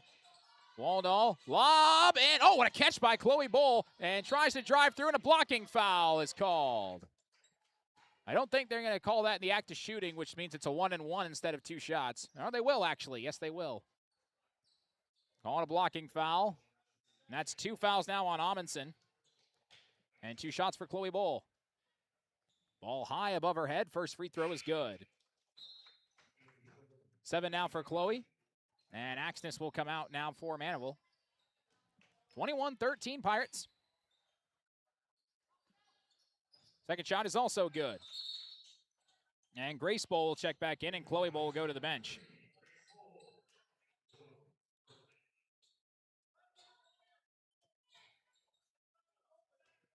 (22-13). This is the Pirates' largest lead of the game. Right wing, Marshall. One dribble, now move the other way. Pass outside to Manival on the baseline now. Manival off the leg of Morgan Bowl. And the Trojans will inbound it. Not sure who they're going to actually use to inbound it. They're trying to figure that out right now. And it's in now to Marshall.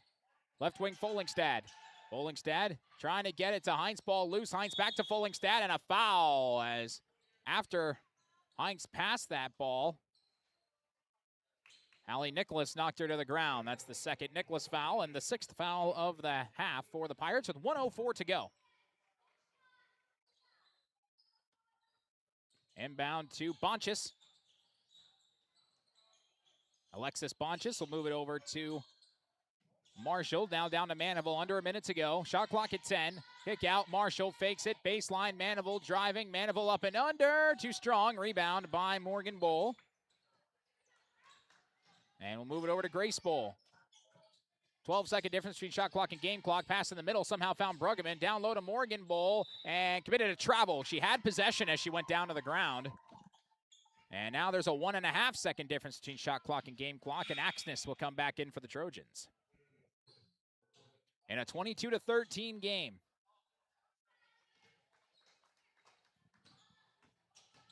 Full court man from Grace Bowl on Bonchis. They move it in to Marshall. High post Axness. Axness baseline Manival. Manival trying to get it down, and what a save, but threw it back into Morgan Bowl. Flying down the floor and lost the ball, and it's taken away, and now fight for it. Nice play by Hallie Nicholas. Saved that possession, forcing a jump ball as the shot clock was turned off, and Morgan Bowl just took off full head of steam.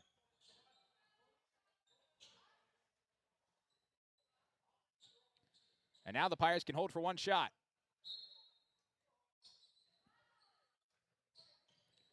Grace Bowl throws it, and it's broken up, and a foul committed. Did Heinz commit that? No, it was on Morgan Bowl. Got the hit on that. I was about to say, I don't think Heinz could have possibly committed a foul there. They call a reach on Morgan Bowl. Might have hit her up high.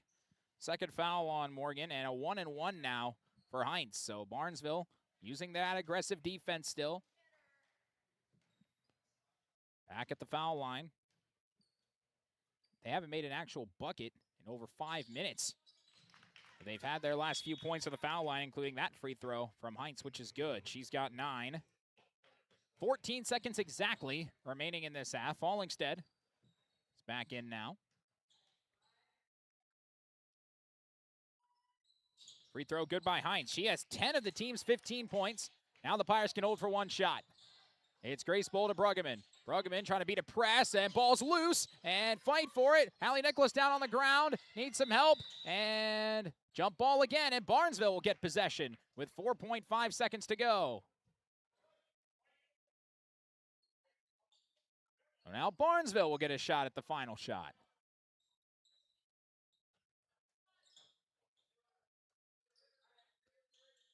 Bonchis into Heinz. Heinz has got it. Heinz going all the way to the rack. Puts up a floater. It's short and rebounded by Morgan Bull. And that will end the first half of play. All defense and not a lot else that we've got here.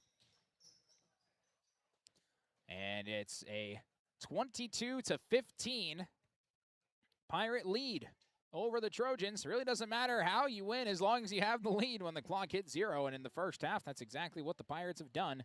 They look to keep that up as they move into the second half of play. We'll take a break, and when we come back, we'll take a look at our scoring. There's not a whole lot to go over.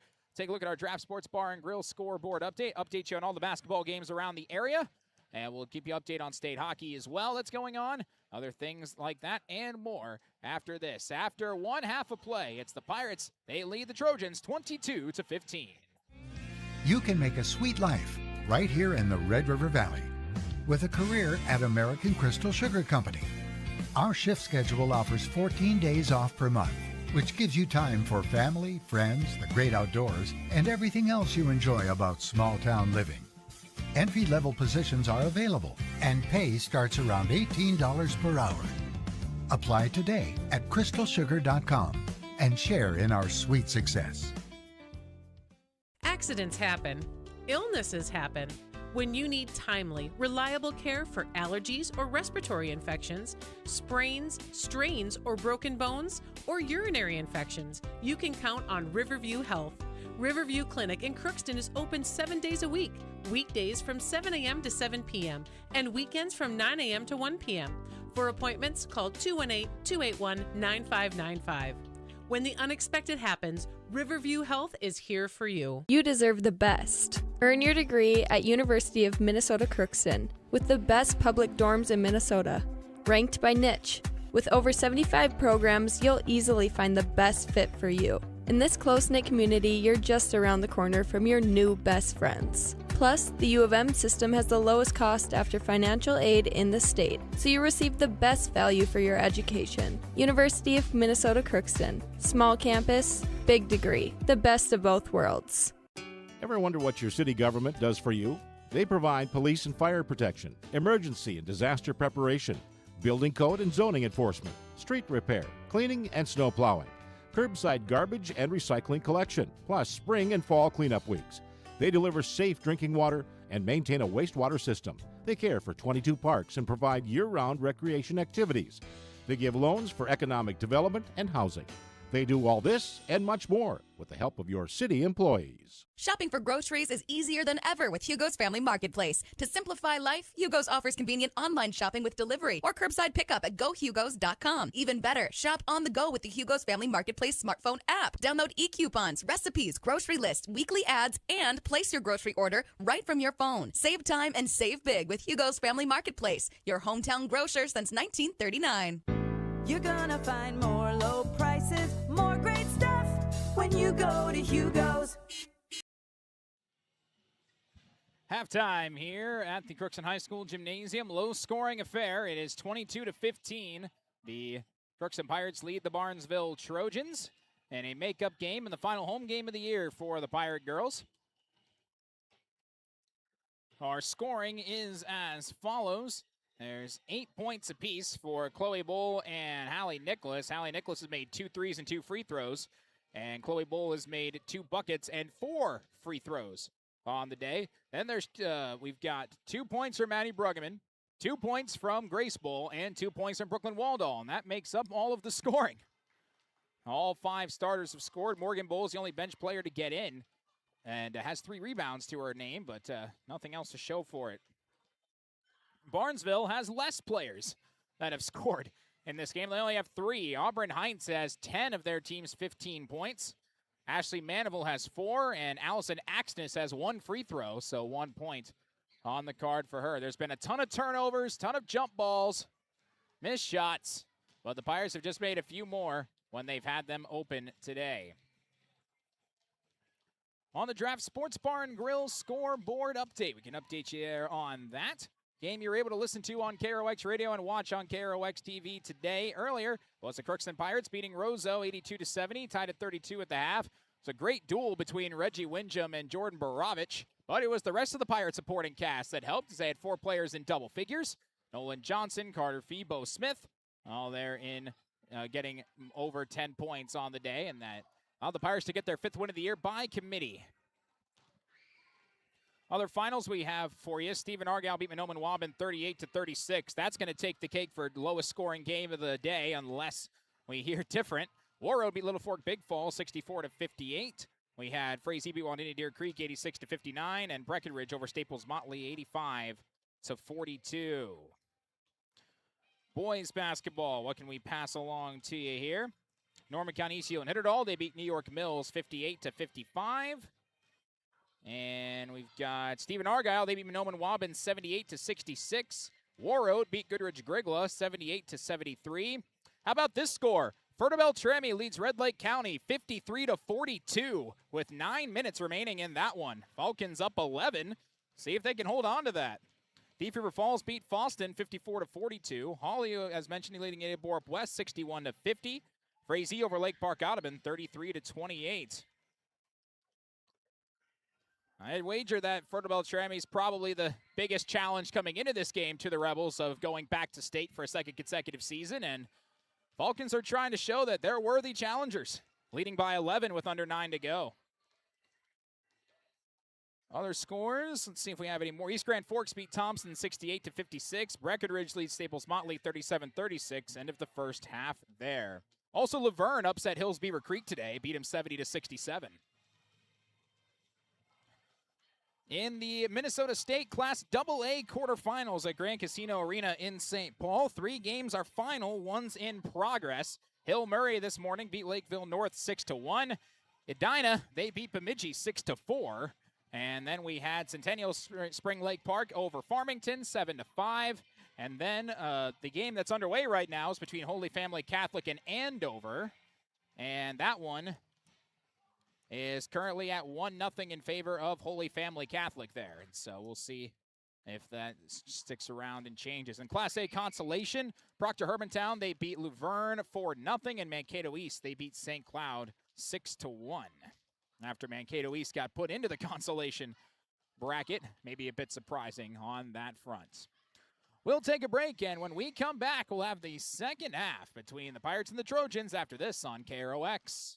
Hi, I'm Dr. Angie Smith, optometrist at the Crookston Eye Clinic and Foston Eye Clinic. We aim to provide high-quality products to our patients, things that we use ourselves in treating our own dry eye or coatings that we like to use on our own glasses. We offer myopia control contact lenses for children, which are soft contacts that not only correct their vision, but are designed to slow the progression of their nearsightedness. The eyes lead the body, and we are passionate about helping the eyes be safer, sharper, and faster.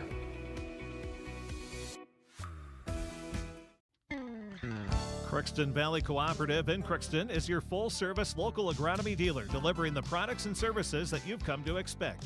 Crookston Valley Cooperative specializes in seed, chemical, and fertilizers that you need to keep your farm operation growing.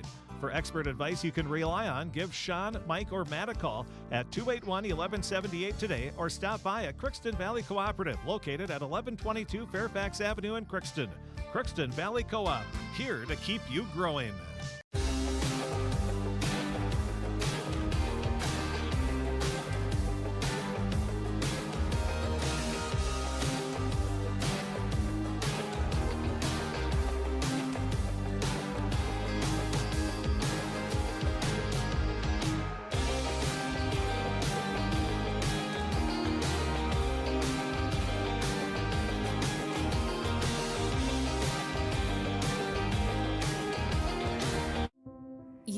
Waiting for a chance to do something that matters, something big without a big price tag. Welcome to Northland Community and Technical College. Here you can have a big impact on a small campus, in classrooms that mirror today's workplace, with instructors who teach from experience and know you by name. You've been waiting for a place like this. Are you ready?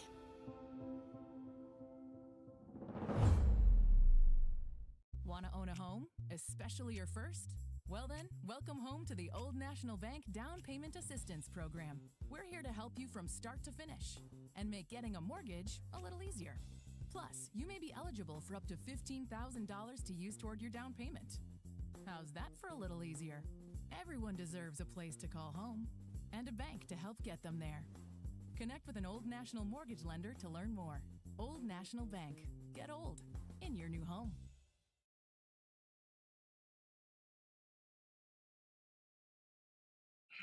Let's get this second half underway. Pirates have a 22-15 lead over Barnesville. They have two 8-point scorers, and Hallie Nicholas and Chloe Bowl. Auburn Hintz leads the way for the Trojans with 10.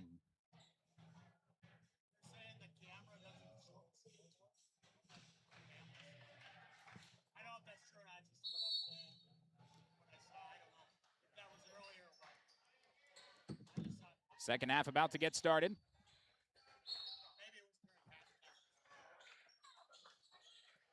Inbound to Chloe Bowl. Grace Bowl back to Chloe. Pirates moving left to right on your screen or radio dial. And it's stolen away by Cassette. So Cassette with it. Trojans did get a lot of steals, but they haven't been able to turn it into much of anything so far. Here is Amundsen. Amundsen trying to find Hintz. Now we'll go top of high post and a travel as Amundsen shuffled her feet on that.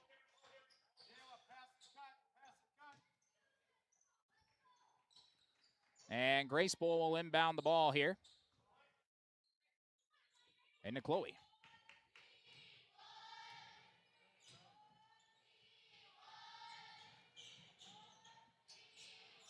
It's now over to Chloe Bowl, back to Grace Bowl on the right wing. Waldall. Grace Bowl back to Chloe, driving all the way in, gets stood up, nice defense, ball's loose, and jump ball possession arrow to Barnesville. Keeping a close eye on these scores we have with Fertile and Red Lake County. Falcons lead 60-49 with 5 minutes to go. That's in Fertile, and I bet that place is rocking right now. Up top here is Cassette, over to Amundsen on the left wing. Back up top, Bonches. Fake to Hintz. Swing it over Amundsen. Baseline, Manival. Manival driving, stops, underneath. Hintz is right there and puts it up and in. So first points of the game, the half, go to Auburn Hintz.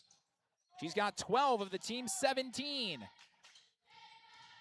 Grace Bowl with it to the right wing and Waldall, Lobbing it all the way up. Hallie Nicholas lost the ball and it's stolen away. Couple players down on the grounds, 4-on-4 right now. Bonches. All alone for three. It's good! And Barnesville, on a three from Alexis Bonches, have cut the lead to 2. Driving is Chloe Bowl. Off to Grace Bowl in the corner. Now baseline. Swings it up. Nicholas. Catch and shoot 3. It's short. Fight for the rebound. It's loose and taken by Bonches. Full head of steam. Gets by Bruggeman. Bonches all the way to the rack. Missed the layup. And full fight for the rebound. Last touch by Barnesville. I don't think Bonches expected to be so open. She got by Bruggeman so fast. I don't think she had any idea there was nobody near her and just missed it too strong. Approaching 2 minutes gone by in this second half. First 5 points belong to Barnesville. It's 22-20. Yes, we're in the second half, and it's 22-20, and Amundsen nearly comes away with a steal. And Jaden Ham's pretty frustrated down there. Both teams' offenses have not been able to do very much. Here is Waldall, move it up to Grace Bowl. Working the ball around to Chloe Bowl, now near the sideline, has to work it out. All loose again. Swing it to the corner, Grace Bowl. Floated over to Waldall, back to Grace Bowl. She'll fire a 3 and hit it! Grace Bowl from downtown, a big shot there. Back to a 5-point game at 25-20. Here is Cassette to answer, and does! Monica Cassette, her first points of the game. It's 25-23. Maybe the offense is starting to wake up a little bit here. Almost stolen by Bonchis, knocked out of bounds. Barnesville fan right in front of me thought it was back to the Trojans. It is not. And Marshall will check back in for Bonchis.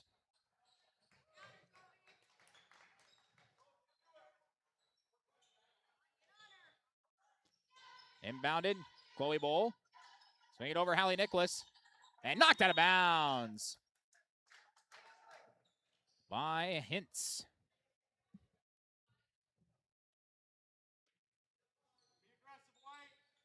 Inbounded, Chloe Bowl.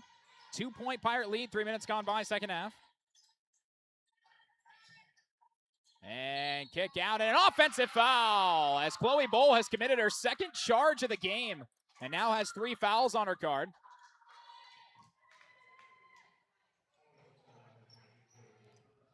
No, Cham's not making any changes, at least at the present moment.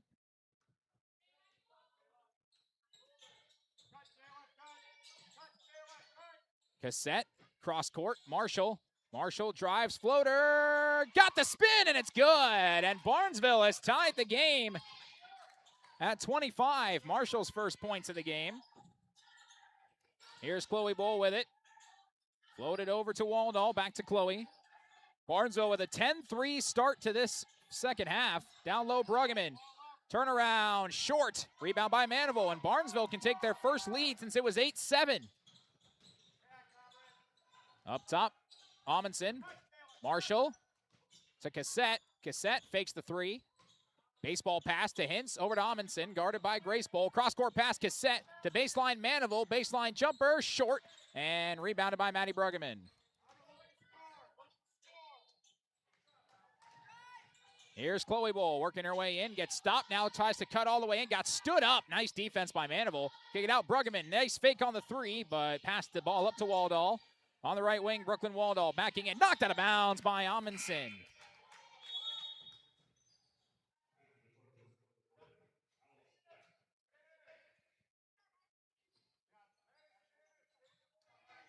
So an inbound to Chloe Bowl, shot clock at 16 to Grace Bowl in the corner. Grace Bowl back to Chloe. Chloe Bowl trapped up top to Grace. Shot clock at 7. Chloe Bowl, that's a deep 3. It's off front iron and fight for the rebound. It's snagged by Marshall, and she'll take off. Joby Marshall over-dribbled it. Got it back, though, and a jump ball while Hallie Nicholas almost did the splits herself. Possession arrow back to the Pirates.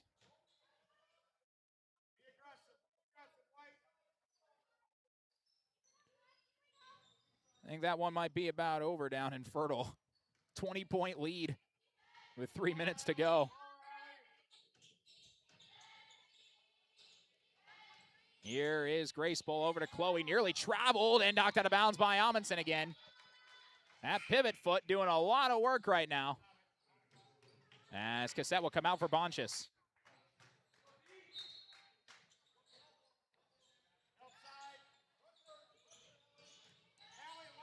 Inbound, and Amundsen again. Man, she's been all over the place, knocking this ball out of bounds. Just a disruptor. That's what you need.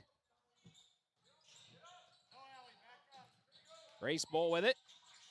Up top to Chloe, trying to split the defense. Nice defense again by, that one was Axlis. And now Grace Bowl, a deep 3, and it's good. Just chucked that one up. Axness with nice defense. And they kicked the ball out, and it worked in their favor. 28-25 Pirates.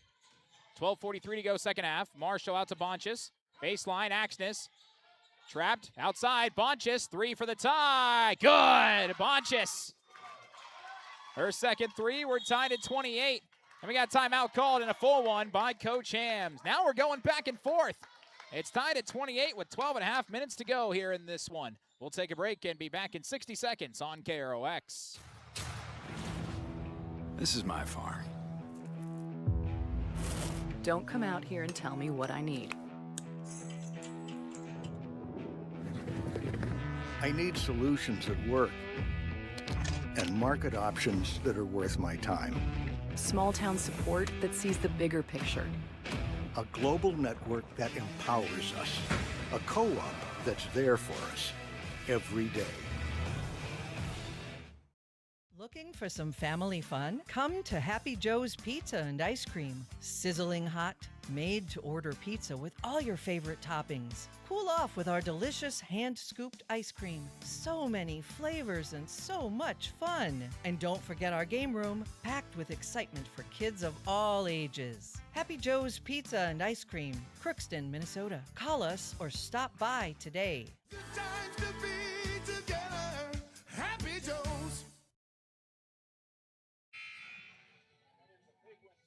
12 and a half minutes to go here in the second half of play, and we're all knotted up at 28. Barnesville starting to make some shots. They now have 5 3-point makes in this game. Inbound to Chloe Bull. Barnesville's not normally the most prolific team when it comes to making threes, but they've done a good job in this game, and now they get a steal by Axness. And Amundsen has got it.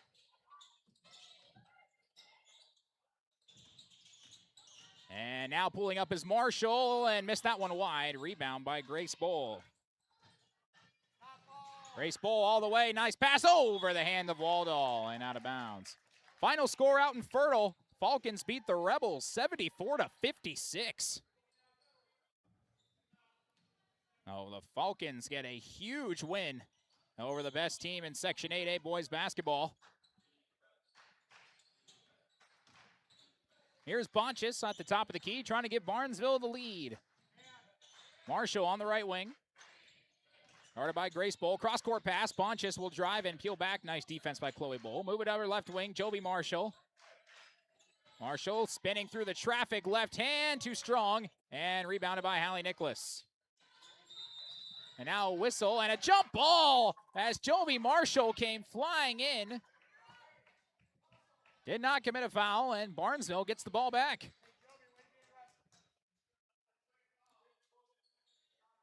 And now Marshall's come out of the game. Amundsen, who was out briefly, is back in. Follingstad also came in after that timeout. Here is Amundsen in the paint. Kick out. Follingstad, shot fake. Driving baseline, lobs it. One-hand catch by Bonchis. Bonchis over to Amundsen at the top of the key. Amundsen driving free throw line. Amundsen right hand, too strong. And nice board by Waldall. Tied at 28 here in the Crookston Sports Center in a slugfest of a game right now. Chloe Bull across to Waldall. Waldall, Grace Bull, nearly stolen by Cassette. Now Chloe Bull ripped away by Amundsen. Amundsen and broken up. Cassette, it's inbounds and throws it up. It's stolen by Nicholas. Nicholas will peel back and reset. That was a wide receiver-esque toe tap, and oh my goodness! Amundsen spikes that ball into the bench.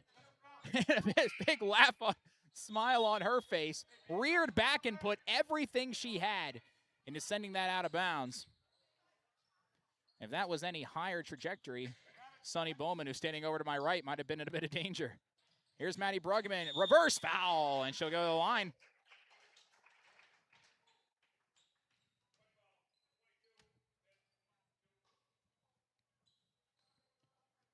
So 2 shots now for Bruggeman. That foul went on Hintz. That's her second foul of the game. Only 1 foul for each side in this half so far, and free throw is good by Bruggeman, her 3rd point of the game. 29-28 Pirates.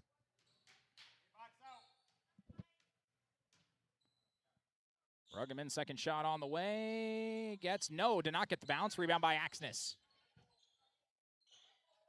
Pirates have refused to let Barnesville take the lead, but they've tied it now on multiple occasions at 22, 25, and 28. Axness gets the ball down low, backing in. Tough shot, draws a foul on Maddie Bruggeman. That'll be Bruggeman's second foul of the game. And Axness will go to the foul line.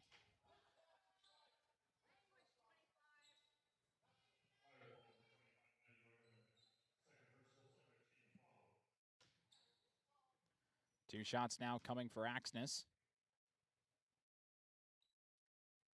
And first one is good. She's now 2 of 3 from the foul line tonight.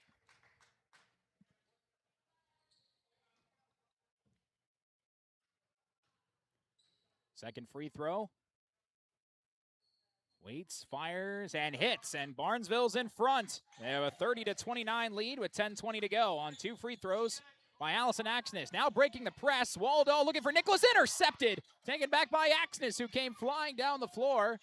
That's now back to Cassette. Cassette got it back. Once Hintz, and now we'll just redirect and set the play up again. Up top, it's Hintz, guarded by Waldall. Down low, Axness backing in on Bruggeman, puts it up. That short rebound by Hallie Nicholas. She's got a lot of those today. Her 5th. And now with it is Chloe Bowl. Left wing, lob to Grace Bowl by the Pirate logo. Looking for Chloe. Cassette reads that and jumps it. Cassette all the way. Stood up by Grace Bowl. Bonches with the offensive rebound. Tries to put up a reverse. Draws a foul. Will go to the line. That's on Grace Bowl. Barnesville already with 15 points in these first 8.5 minutes after 15 in the entirety of the first half. Coach Gottenborg and them have all made adjustments. First free throw for Bonches. Around and out. Tough break on that one. It's halfway down and didn't stay. Second shot coming for Bonches. It's a tad less steam and it'll fall. Up and good. 31-29. Bonches has 7 points. And substitution now as Manival will check back in for Axness. Barnesville's largest lead of the game was 3 at 8-5. Pirates' largest lead of the game was 9 at 22-13. Since that 22-13 lead, it's been 18-7 Barnesville. Here's Chloe Bowl. Will throw it up to Grace. Now to Waldall. Back to Grace. Looking for Chloe again. The ball's just staying outside. Chloe loses it. Waldall, and diving on top of that was Manival to force a jump ball and give the ball back to, well, no, stays to the Pirates, excuse me. Sorry about that. Pirates with the ball. 15 on the shot clock, 9:10 to go in the half. Grace Bowl looking inbound and launched it into Chloe. Back to Grace, double teamed. Back to Chloe. Chloe in the top, throws it up. Nicholas, catch and shoot 3 for the lead. Short, and rebound by Bonches. Over to Cassette. Cassette. Over to Hintz. Hintz all the way. Hintz. Good! And it's a 4-point Barnesville lead. Hintz has got 14 to lead all scorers in this game. No one for the Pirates has yet to reach double figures.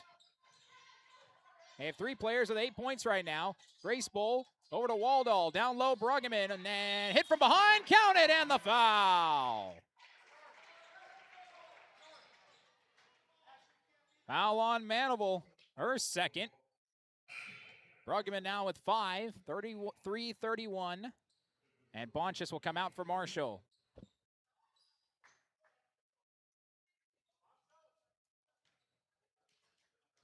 One shot for Bruggeman at the line. And makes it. 33-32, Trojans up by 1.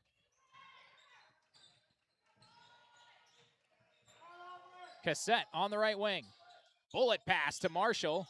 Down low, Manival. Manival, left hand, good! Manival. 6 points for her. 35-32. Barnesville's found their offense. That pass too tall. Fight for it. Oh, my goodness, a sandwich. And a jump ball that goes to Barnesville. Amundsen took the worst of that, and now Bowl is still down. Maybe she took the worst of that. As Chloe Bowl and Hallie Nicholas crunched Amundsen in between them. And Amundsen hung on to the ball and forced a jump ball. They've been diving all over the place. It's been that kind of game so far. With 8:13 to go in the half. Just past 9 o'clock, you're in tune to the voice of the Valley, KROX in Crookston, Minnesota on 1260 AM, 105.7 FM, 92.1 FM in Grand Forks and East Grand Forks. Also live on KROX TV. Crookston Pirate Girls Basketball, they trail 35-32 to the Barnesville Trojans with 8 minutes to go. Here's Amundsen for Barnesville. Throws it to Manival, tries to save it. It's intercepted by Maddie Bruggeman. Bruggeman taking off, lost the ball. Barnesville tried to save it, but it stays with the Pirates. 7:50 remaining. Both these teams have had very low-scoring games in their respective seasons. Kind of figured this one would be pretty close. Inbound, Waldall, good! Brooklyn Waldall off the inbounds pass. 4 for her, 35-34. Marshall left alone, deep 2. Got it right back. Jovi Marshall, her second bucket of the evening. And it's 37-34. Pass for Bruggeman. Now to Grace Bowl. Back to Bruggeman. Oh, in the corner, Waldall won't shoot it. Grace Bowl will for the tie. Too strong. And ball is going to roll all the way out to Marshall. Marshall driving. Marshall throws a crazy shot up. Bruggeman's got it, but stepped on the out-of-bounds line. Ball will stay with Barnesville as Bonchis will check back in for Amundsen with 7:12 to go. If you like defense, this is most certainly the game for you. Inbound to Hintz, handed off Marshall. Marshall backing in, and diving is Hallie Nicholas, but ripping it away is Bonchis. Bonchis, cross-court pass, Cassette. Cassette to Marshall. Top of the key, Marshall driving, kick out, Cassette. Now she'll drive, Cassette, runner, got it! And Barnesville has their largest lead of the game at 5. Grace Bowl, trapped, throws it up. Nice catch by Chloe Bowl. Now tries to split the defense, lost it. And ball still loose, and a foul. It's going on Hallie Nicholas for a push from behind. Her third of the game.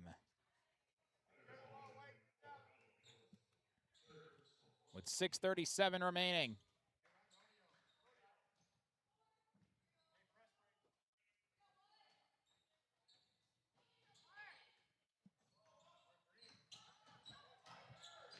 Inbound and working in is Manival and draws a foul on Bruggeman.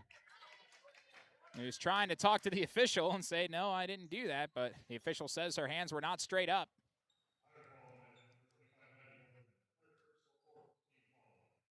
Third foul on Maddie. It's the 5th foul on the Pirates. The fouls have kind of flipped the first, the second half, and the free throw falls for Manival. Barnesville has scored 25 points in this second half. They have turned things around. One shot coming. Amundsen came back in for Cassette. Second free throw is good by Manival. Barnesville now up by 7. Oh, and ripped away illegally. I think that might have been on Amundsen who committed that foul. Bonchis got all ball. Oh, no, they're going to give it to Bonchis. It's her second foul of the game. Third foul on Barnesville.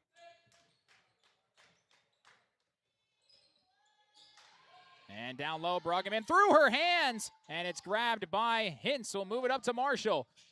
And now Barnesville's picked up the pace, too. Cross court, Amundsen stops, kicks, and Manival won't shoot that. From top to Marshall again. Marshall peels up and hits it. And it's all Barnesville right now. Marshall now has made it a 9-point game. Chloe Bowl on the baseline, stays in balance, trying to do it all herself. And a third offensive foul that Chloe Bowles committed today. And she's now got 4 fouls on her card. With 5:49 to go, she's laying it all out there, but right now, Barnesville's ready for it. And she's been to the ground, all sorts of hits, and she's feeling it out there on the court right now. Here's Bonchis, one in Manival, will go back outside to Hintz. Move it over to Marshall on the right wing. Chloe Bowl is screened off, and it's almost stolen. And that's a push, and Chloe Bowl's done. Her 5th foul of the game.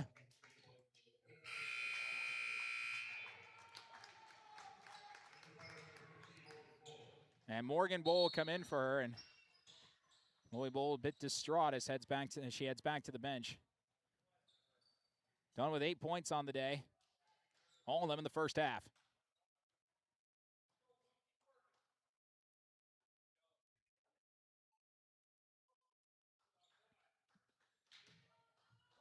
And I think it's a 1-and-1. That I don't know what they're going to call it. It's a 1-and-1, the loose ball foul. They're actually, officials are going to send the teams to the benches here and have a conversation. And now they're split everybody back up again. Yeah, it is 1-and-1. It was a loose ball foul. It would have, if it was an offensive foul, it would not have been a 1-and-1, but since nobody had possession, that's a loose ball foul, and that does warrant a 1-and-1. So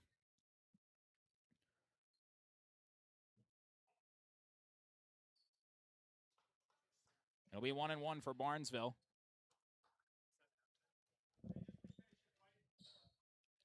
They'll come out of the huddle, and the Pirates do get a full 30 seconds.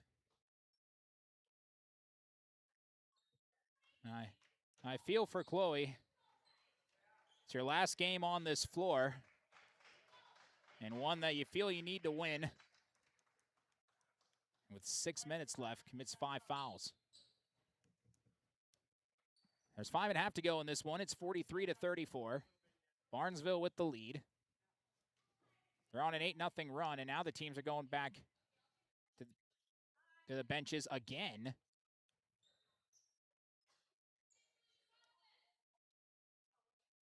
And I think that was different. I think this time it's for the actual 5. And I believe that's the case, and so they'll come out again. This half has gone completely different. It's 28-12. Barnesville with the lead in this half. Teams will come out of the huddle. Coach Boyk was out there.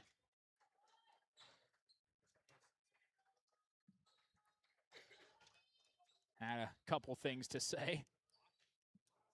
And it's a 1-and-1 coming. 1-and-1 coming for Amundsen. Free throw's good, and it's a double-digit Barnesville lead. Correction, that's Marshall at the line. My apologies there. Saw the 2, didn't see the 0 at the end of her jersey. Makes both shots. It's 45-34. Cassette will now come in for Bonchus. Marshall now with all 8 points, all in the second half. 45-34. Been a tale of 2 halves in this one. 5.5 to go. There's still time. Chloe Bowl now managing a full court press. That's Grace, excuse me. And it's turned over and stolen by Marshall. Now Cassette wants a 3. It's good. Monica Cassette with a bashful expression towards Coach Gottenborg. It's a 14-point lead. Here's Hallie Nicholas in the corner. And got lost, throws it up. Barnesville saves it into Morgan Bowl. Morgan Bowl driving, left hand, no good. Tried to fight for her own rebound and gets fouled on the floor by Amundsen.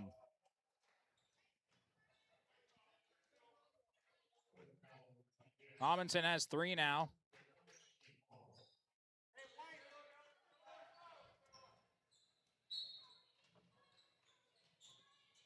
Inbound to Waldall. Maddie Bruggeman. Down to Grace Bowl in the corner. Back to Bruggeman. Grace Bowl thought about shooting. Peels it back over to Maddie. Shot clock at 8. Left wing. Nicholas. Nicholas working with it. They're running out of time. Long 3 and nothing but air. And that's just how this half has gone so far with 4:34 remaining.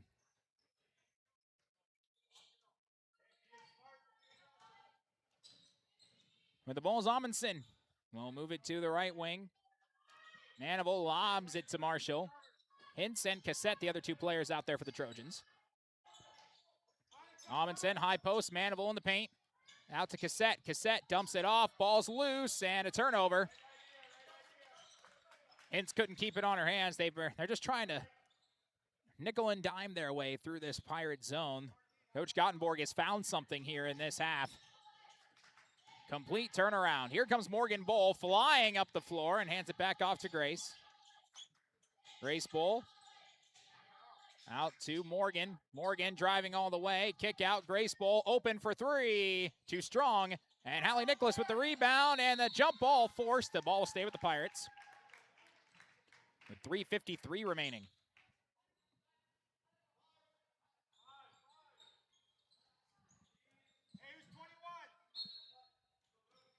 Inbound to Grace Bowl. Grace Bowl, top of the key, lost the ball, tracks it back down. On the right wing, eyes up. Now will drive, stood up by Manable. Barnesville defense is shaped up, and now a turnover as Bruggeman couldn't keep it in bounds.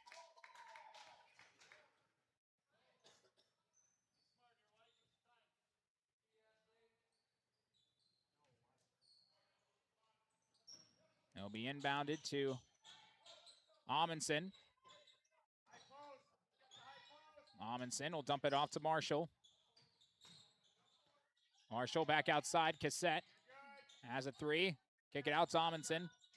Marshall working in.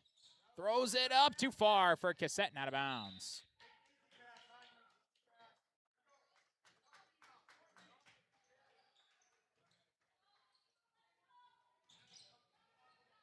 Grace Bowl throws it. Nice catch by Waldall. Down to Bruggeman in the paint. And another jump ball, and Barnesville will take this one. Or no, they're going to call a foul, actually. And about that one on Amundsen. Amundsen's now got 4. Got to be careful there. But Coach Gottenborg's not going to make a substitution. Grace Bowl needs to get it in and just throws it off of Marshall. Yeah, that'll work. Allow you to reset and try and find something else.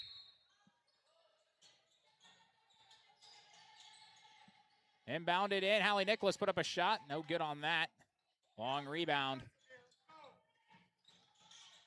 And I'll move the ball again over to Marshall across court. Hintz, corner Cassette. And Barnesville is in no rush.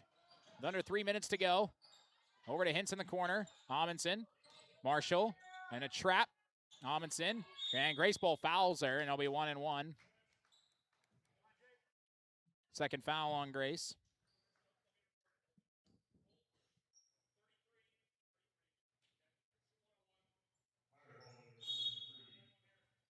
And we're going to have a timeout on a full one called by Coach Gottenborg. 2:50 to go. Barnesville up by 14. We'll take a break and be back right after this on KROX. Ever wonder what your city government does for you? They provide police and fire protection, emergency and disaster preparation, building code and zoning enforcement, street repair, cleaning and snow plowing, curbside garbage and recycling collection, plus spring and fall cleanup weeks. They deliver safe drinking water and maintain a wastewater system. They care for 22 parks and provide year-round recreation activities. They give loans for economic development and housing. They do all this and much more with the help of your city employees.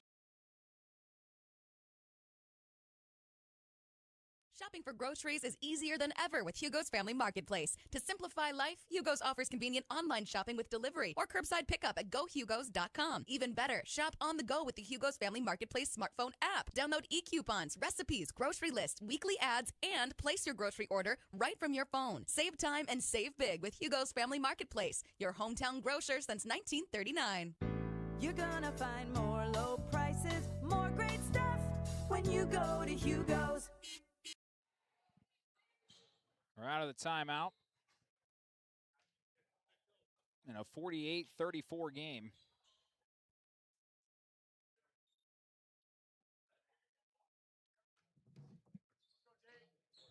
Barnesville is at the line for a 1-1. It's Amundsen. This time it's Amundsen, but missed it. And Morgan Bowl comes away with a rebound and just takes off. Trying to go the entire distance. Kick out to Grayson, can't hold on to the ball. 2:44 remaining. Bonchis needs somewhere to get it in, and does so, and got it into Hintz. Hintz with the ball. We'll move it over to Bonchis. 2:35 to go. Up top with it. And swing the ball outside to Bonchis again. Up top, Hintz. Under 2.5 to go, and a man-to-man defense where it's normally been zone for the Pirates. Manival, give it off Cassette. Cassette stood up and tried to get it back to Hintz. It's stolen by Morgan Bull. Shakes off with it and gets fouled. Slammed by Cassette. And Morgan Bull will go to the foul line. Cassette has her first foul of the game, and that does put the Pirates in the bonus upon the next foul.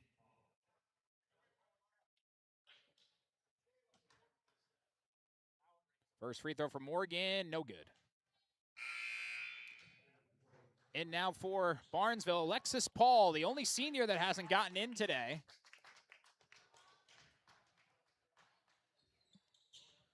Bull missed their second one as well, and it's rebound by Bonchis. It has been a long while since the Pirates have put a point on the board. Grace Bull staying aggressive, thought there was a double dribble. And now it's to Amundsen. Kick out, Bonchis. Bonchis outside. Cassette, Morgan Bull over her. Under 2 minutes to go. Screen coming, it'll go the other way while Amundsen tried to take it all the way, got stood up by Nicholas. They run into each other. Morgan Bull comes away with the ball. It's her second steal. And has to peel up. Put up a shot, partially blocked, knocked out of bounds. Last touched by Waldall. And Coach Hams is going to call a timeout.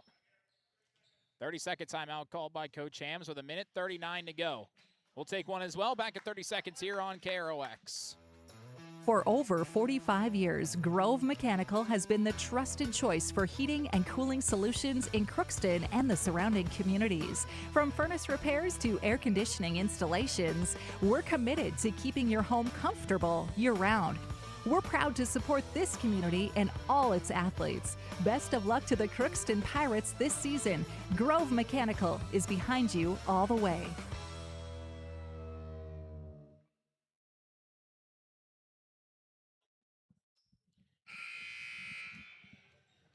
Well, we got the information. It's been exactly 6 minutes and 1 second since the Pirates have scored last. It was with 7:40 to go, and now there's 1:39 remaining. It was 35-34. It's been a 13-0 run over the last 6 minutes and 1 second. Now an easy break of the press with a bunch of reserves out there now for Barnesville. Those names include Addison Barnes, a junior. You've got Bryn Zander out there, a sophomore. Fallingstad's out there, and she traveled with it. Alexis Paul, we mentioned her, and Emmeline Bergman. And as well, now another substitution, we've got Lainey Schierick, a sophomore. Bergman, I mentioned, is a junior as well. The only freshman on this team is Jovi Marshall. Here's Morgan Bull with it, trying to find Alyssa Johnson, who's in the game, along with Nora Groven and Brenna Kopecky, but that went up too tall. So all reserves in the game for this final minute 18. And it's thrown in and taken by Zander. Zander dumps it back off to Addison Barnes. Barnes trying to get by Morgan Bull, gets across half-court line. Hesitation dribble. Barnes just guarded by Morgan Bull, and Barnes lost out of bounds. With 1:07 to go.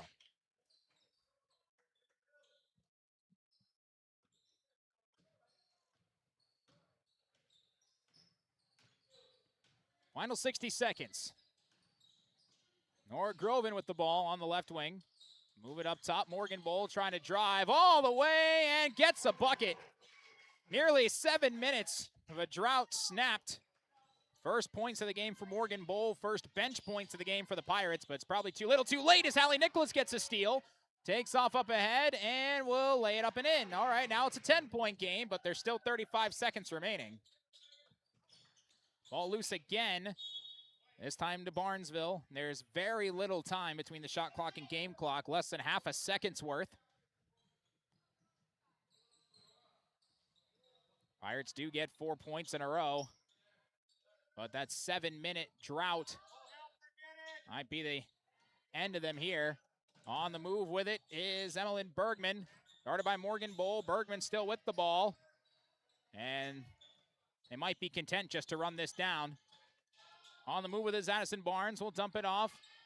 Barnesville still looking to maybe get a shot here. Some of these reserves are out there. Shoot it. They will. Too strong. Final seconds coming as Morgan Bull got the rebound. Will take off all the way down the floor and lay it in with the left hand. And that will do it. Oh, the Pirates score the final 6. This game does not go the way they wanted it to go. And Barnesville gets the win by a score of 48-40, outscoring the Pirates 38-18 in the second half. You want to talk about a difference? There's one right there for you. 33-18, excuse me. Barnesville huddle up, happy for that win. Pirates will now fall to 7-18 on the season. Barnesville now 9-14. That was an important game for seeding as well. We'll take a break, run through our post-game show. We'll also talk with Pirate head coach Jaden Hams as well. That'll be coming up in a matter of moments. Final score, Pirates 48, a fall to Barnesville 48-40. We'll take a break and be back right after this. This is my farm. Don't come out here and tell me what I need. I need solutions that work and market options that are worth my time.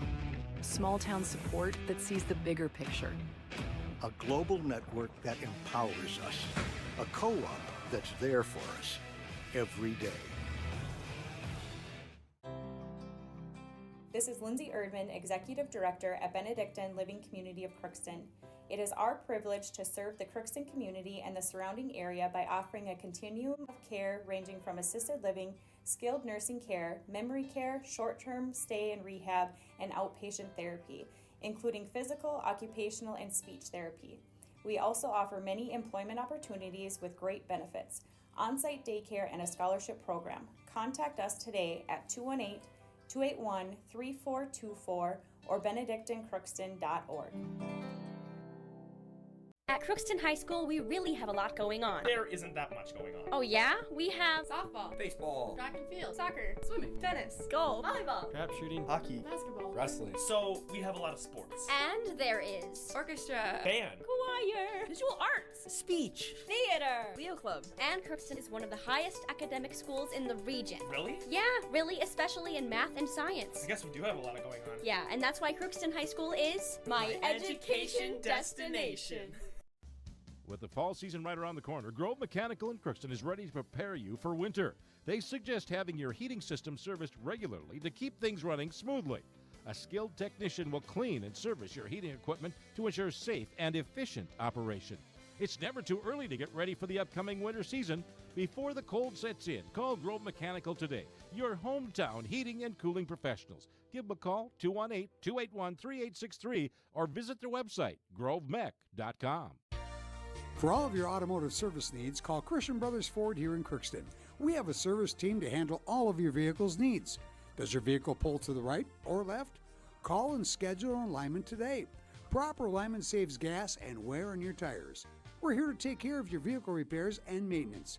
Call Christopher or Jersey in the service department at 281-1338. Make an appointment today with the service department at Christian Brothers Ford of Crookston, where we make it easy. I don't think that everybody wants to lead necessarily, but everybody wants to be a part of a team, and I think we provide that. Blaine Vanosic, I've been at Zavrel's this is my 23rd season. My dad is an extremely hard worker. I wanted to be like him. I wanted to work, honest work, and provide for my family like he does, and just live a comfortable life. And I found that here at RJ Zavrel & Sons. It feels great.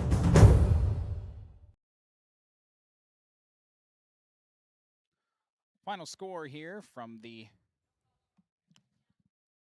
Crookston High School Gymnasium, 48-40. The Pirates fall to the Barnesville Trojans, led the first half 22-15, were outscored 33-18 in the second half en route to a 48-40 loss. They were led by Hallie Nicholas, the only player in double figures, had 10 points, 5 rebounds, and 2 steals. 8 points apiece for two of the Bull sisters. Chloe Bull had 8 points, 4 rebounds, and 1 assist, fouled out with 5:49 to go in the game. Then Grace Bull had 8 points, 6 rebounds, and 1 steal. Maddie Bruggeman, 6 points, had 5 rebounds and 1 steal. And then 4 points for Brooklyn Waldall, 3 rebounds, 4 assists to lead all those passers, and 1 steal. and Morgan Bowl had 4 points, 5 rebounds, and 2 steals.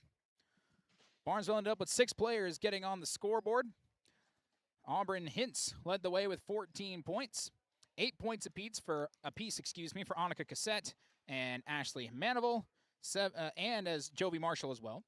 7 points for Alexis Bonchis and 3 points for Allison Axness. And that's been a look at your scoring. Again, it was 33-18 in the second half in favor of the Trojans. They're now 9-14 on the year.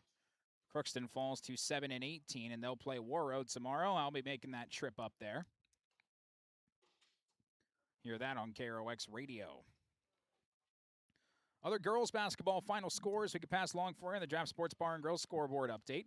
Warren Alvarado Oslo beat Foston 55-41. Stephen Argyle over Monoman Waban 38-36. Perham beat East Grand Forks. Pardon me there. 70-36. Badger Greenbush Middle River beat the Northern Freeze 70-28. Roseau beat Winnemac 82-48. Warroad beat Little Fork Big Falls 64-58. We had Goodrich Griggle over Clearbrook Gonvic 58-20. Monaga over Hawley 66-51. Frazee beat Wantita Deer Creek 86-59.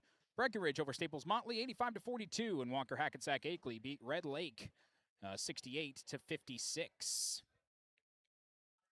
Boys basketball, the game of the day went to Fertile Beltrami as they beat Red Lake County 74-56. That's a huge win. And Fertile Beltrami beat East Grand Forks when Red Lake County did not. Who knows if that'll be in any sort of conversation later on. Stephen Argyle beat Monoman Waban 78-66, although Red Lake County beat Nevis and Fertile Beltrami lost to them, so I guess that's all even there. East Grand Forks beat Thompson 68-56. Warroad beat Goodrich Grigla 78-73. Ada Borp West beat Hawley 63-50.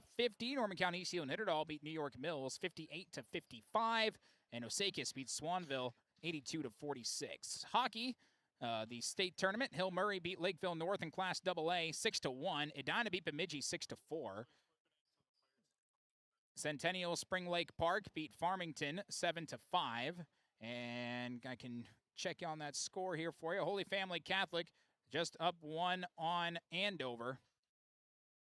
See how long it stays that way. And the Class A consolation, Proctor Hermantown, they beat Luverne 4-0. Mankato East beat St. Cloud 6-1. Again, that was Class A consolation. I think we'll take one last break here as we'll wait for Coach Jaden Hams to make his way up. And I'll be coming up right after this here on KROX. Hi, I'm Dr. Angie Smith, optometrist at the Crookston Eye Clinic and Foston Eye Clinic. We aim to provide high-quality products to our patients, things that we use ourselves in treating our own dry eye or coatings that we like to use on our own glasses. We offer myopia control contact lenses for children, which are soft contacts that not only correct their vision, but are designed to slow the progression of their nearsightedness. The eyes lead the body, and we are passionate about helping the eyes be safer, sharper, and faster.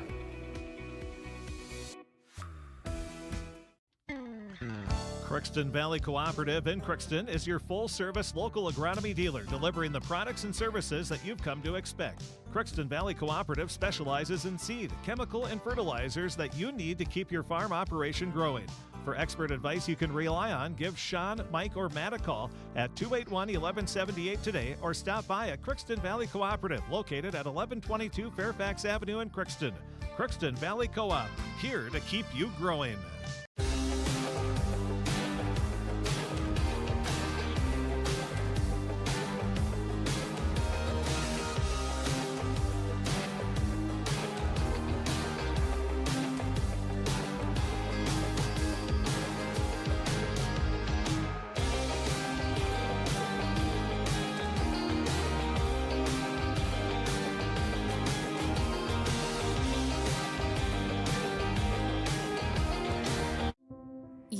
Waiting for a chance to do something that matters, something big without a big price tag. Welcome to Northland Community and Technical College. Here you can have a big impact on a small campus, in classrooms that mirror today's workplace, with instructors who teach from experience and know you by name. You've been waiting for a place like this. Are you ready?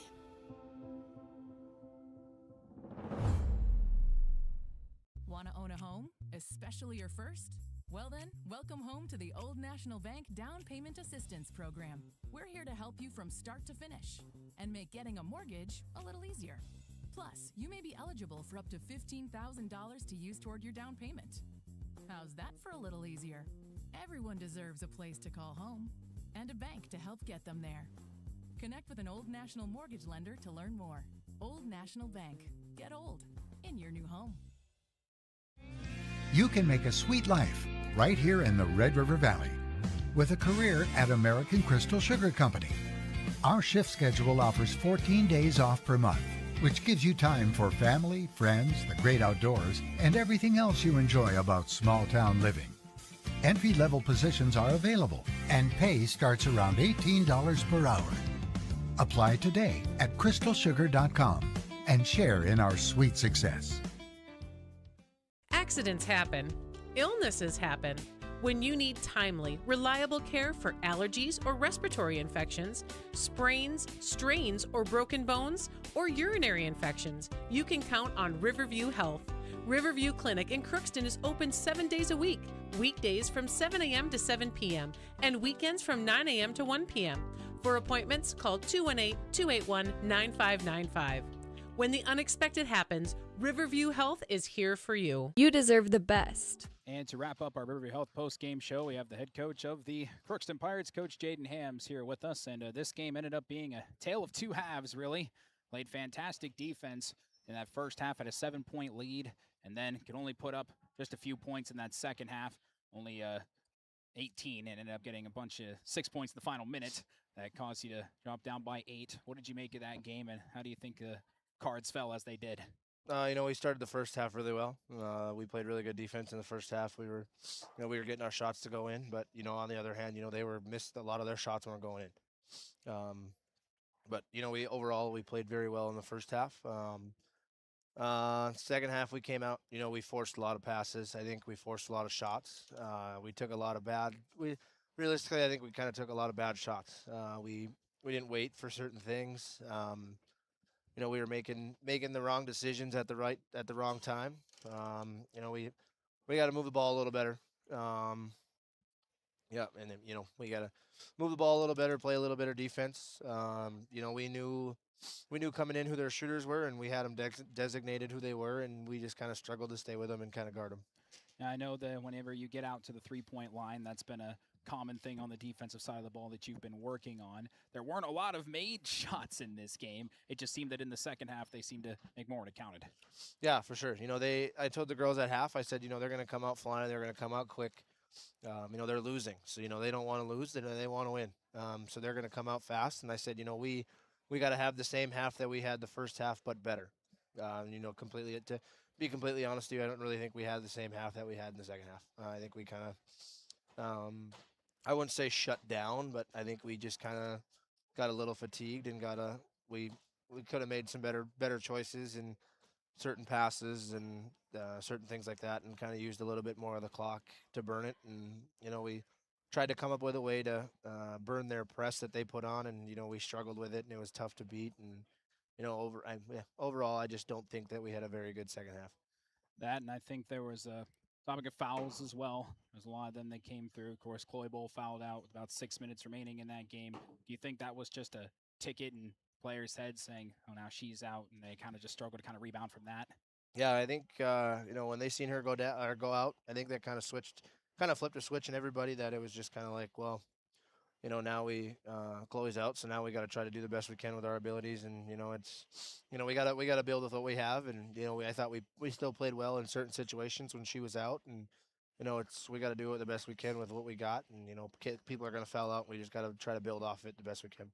Well, you do get an opportunity to kind of wash this one away when you make a road trip tomorrow up to War Road. What's going to be the thing you're really most looking forward to in that game that you hope changes from this one? I hope that the defense is a little better in the second half. If we could match the same defense that we played in the first half in two halves, I think that we'll be able to take that one, and I think we'll be able to win that game. We gotta. Hopefully, we don't see so many forced passes and so many turnovers.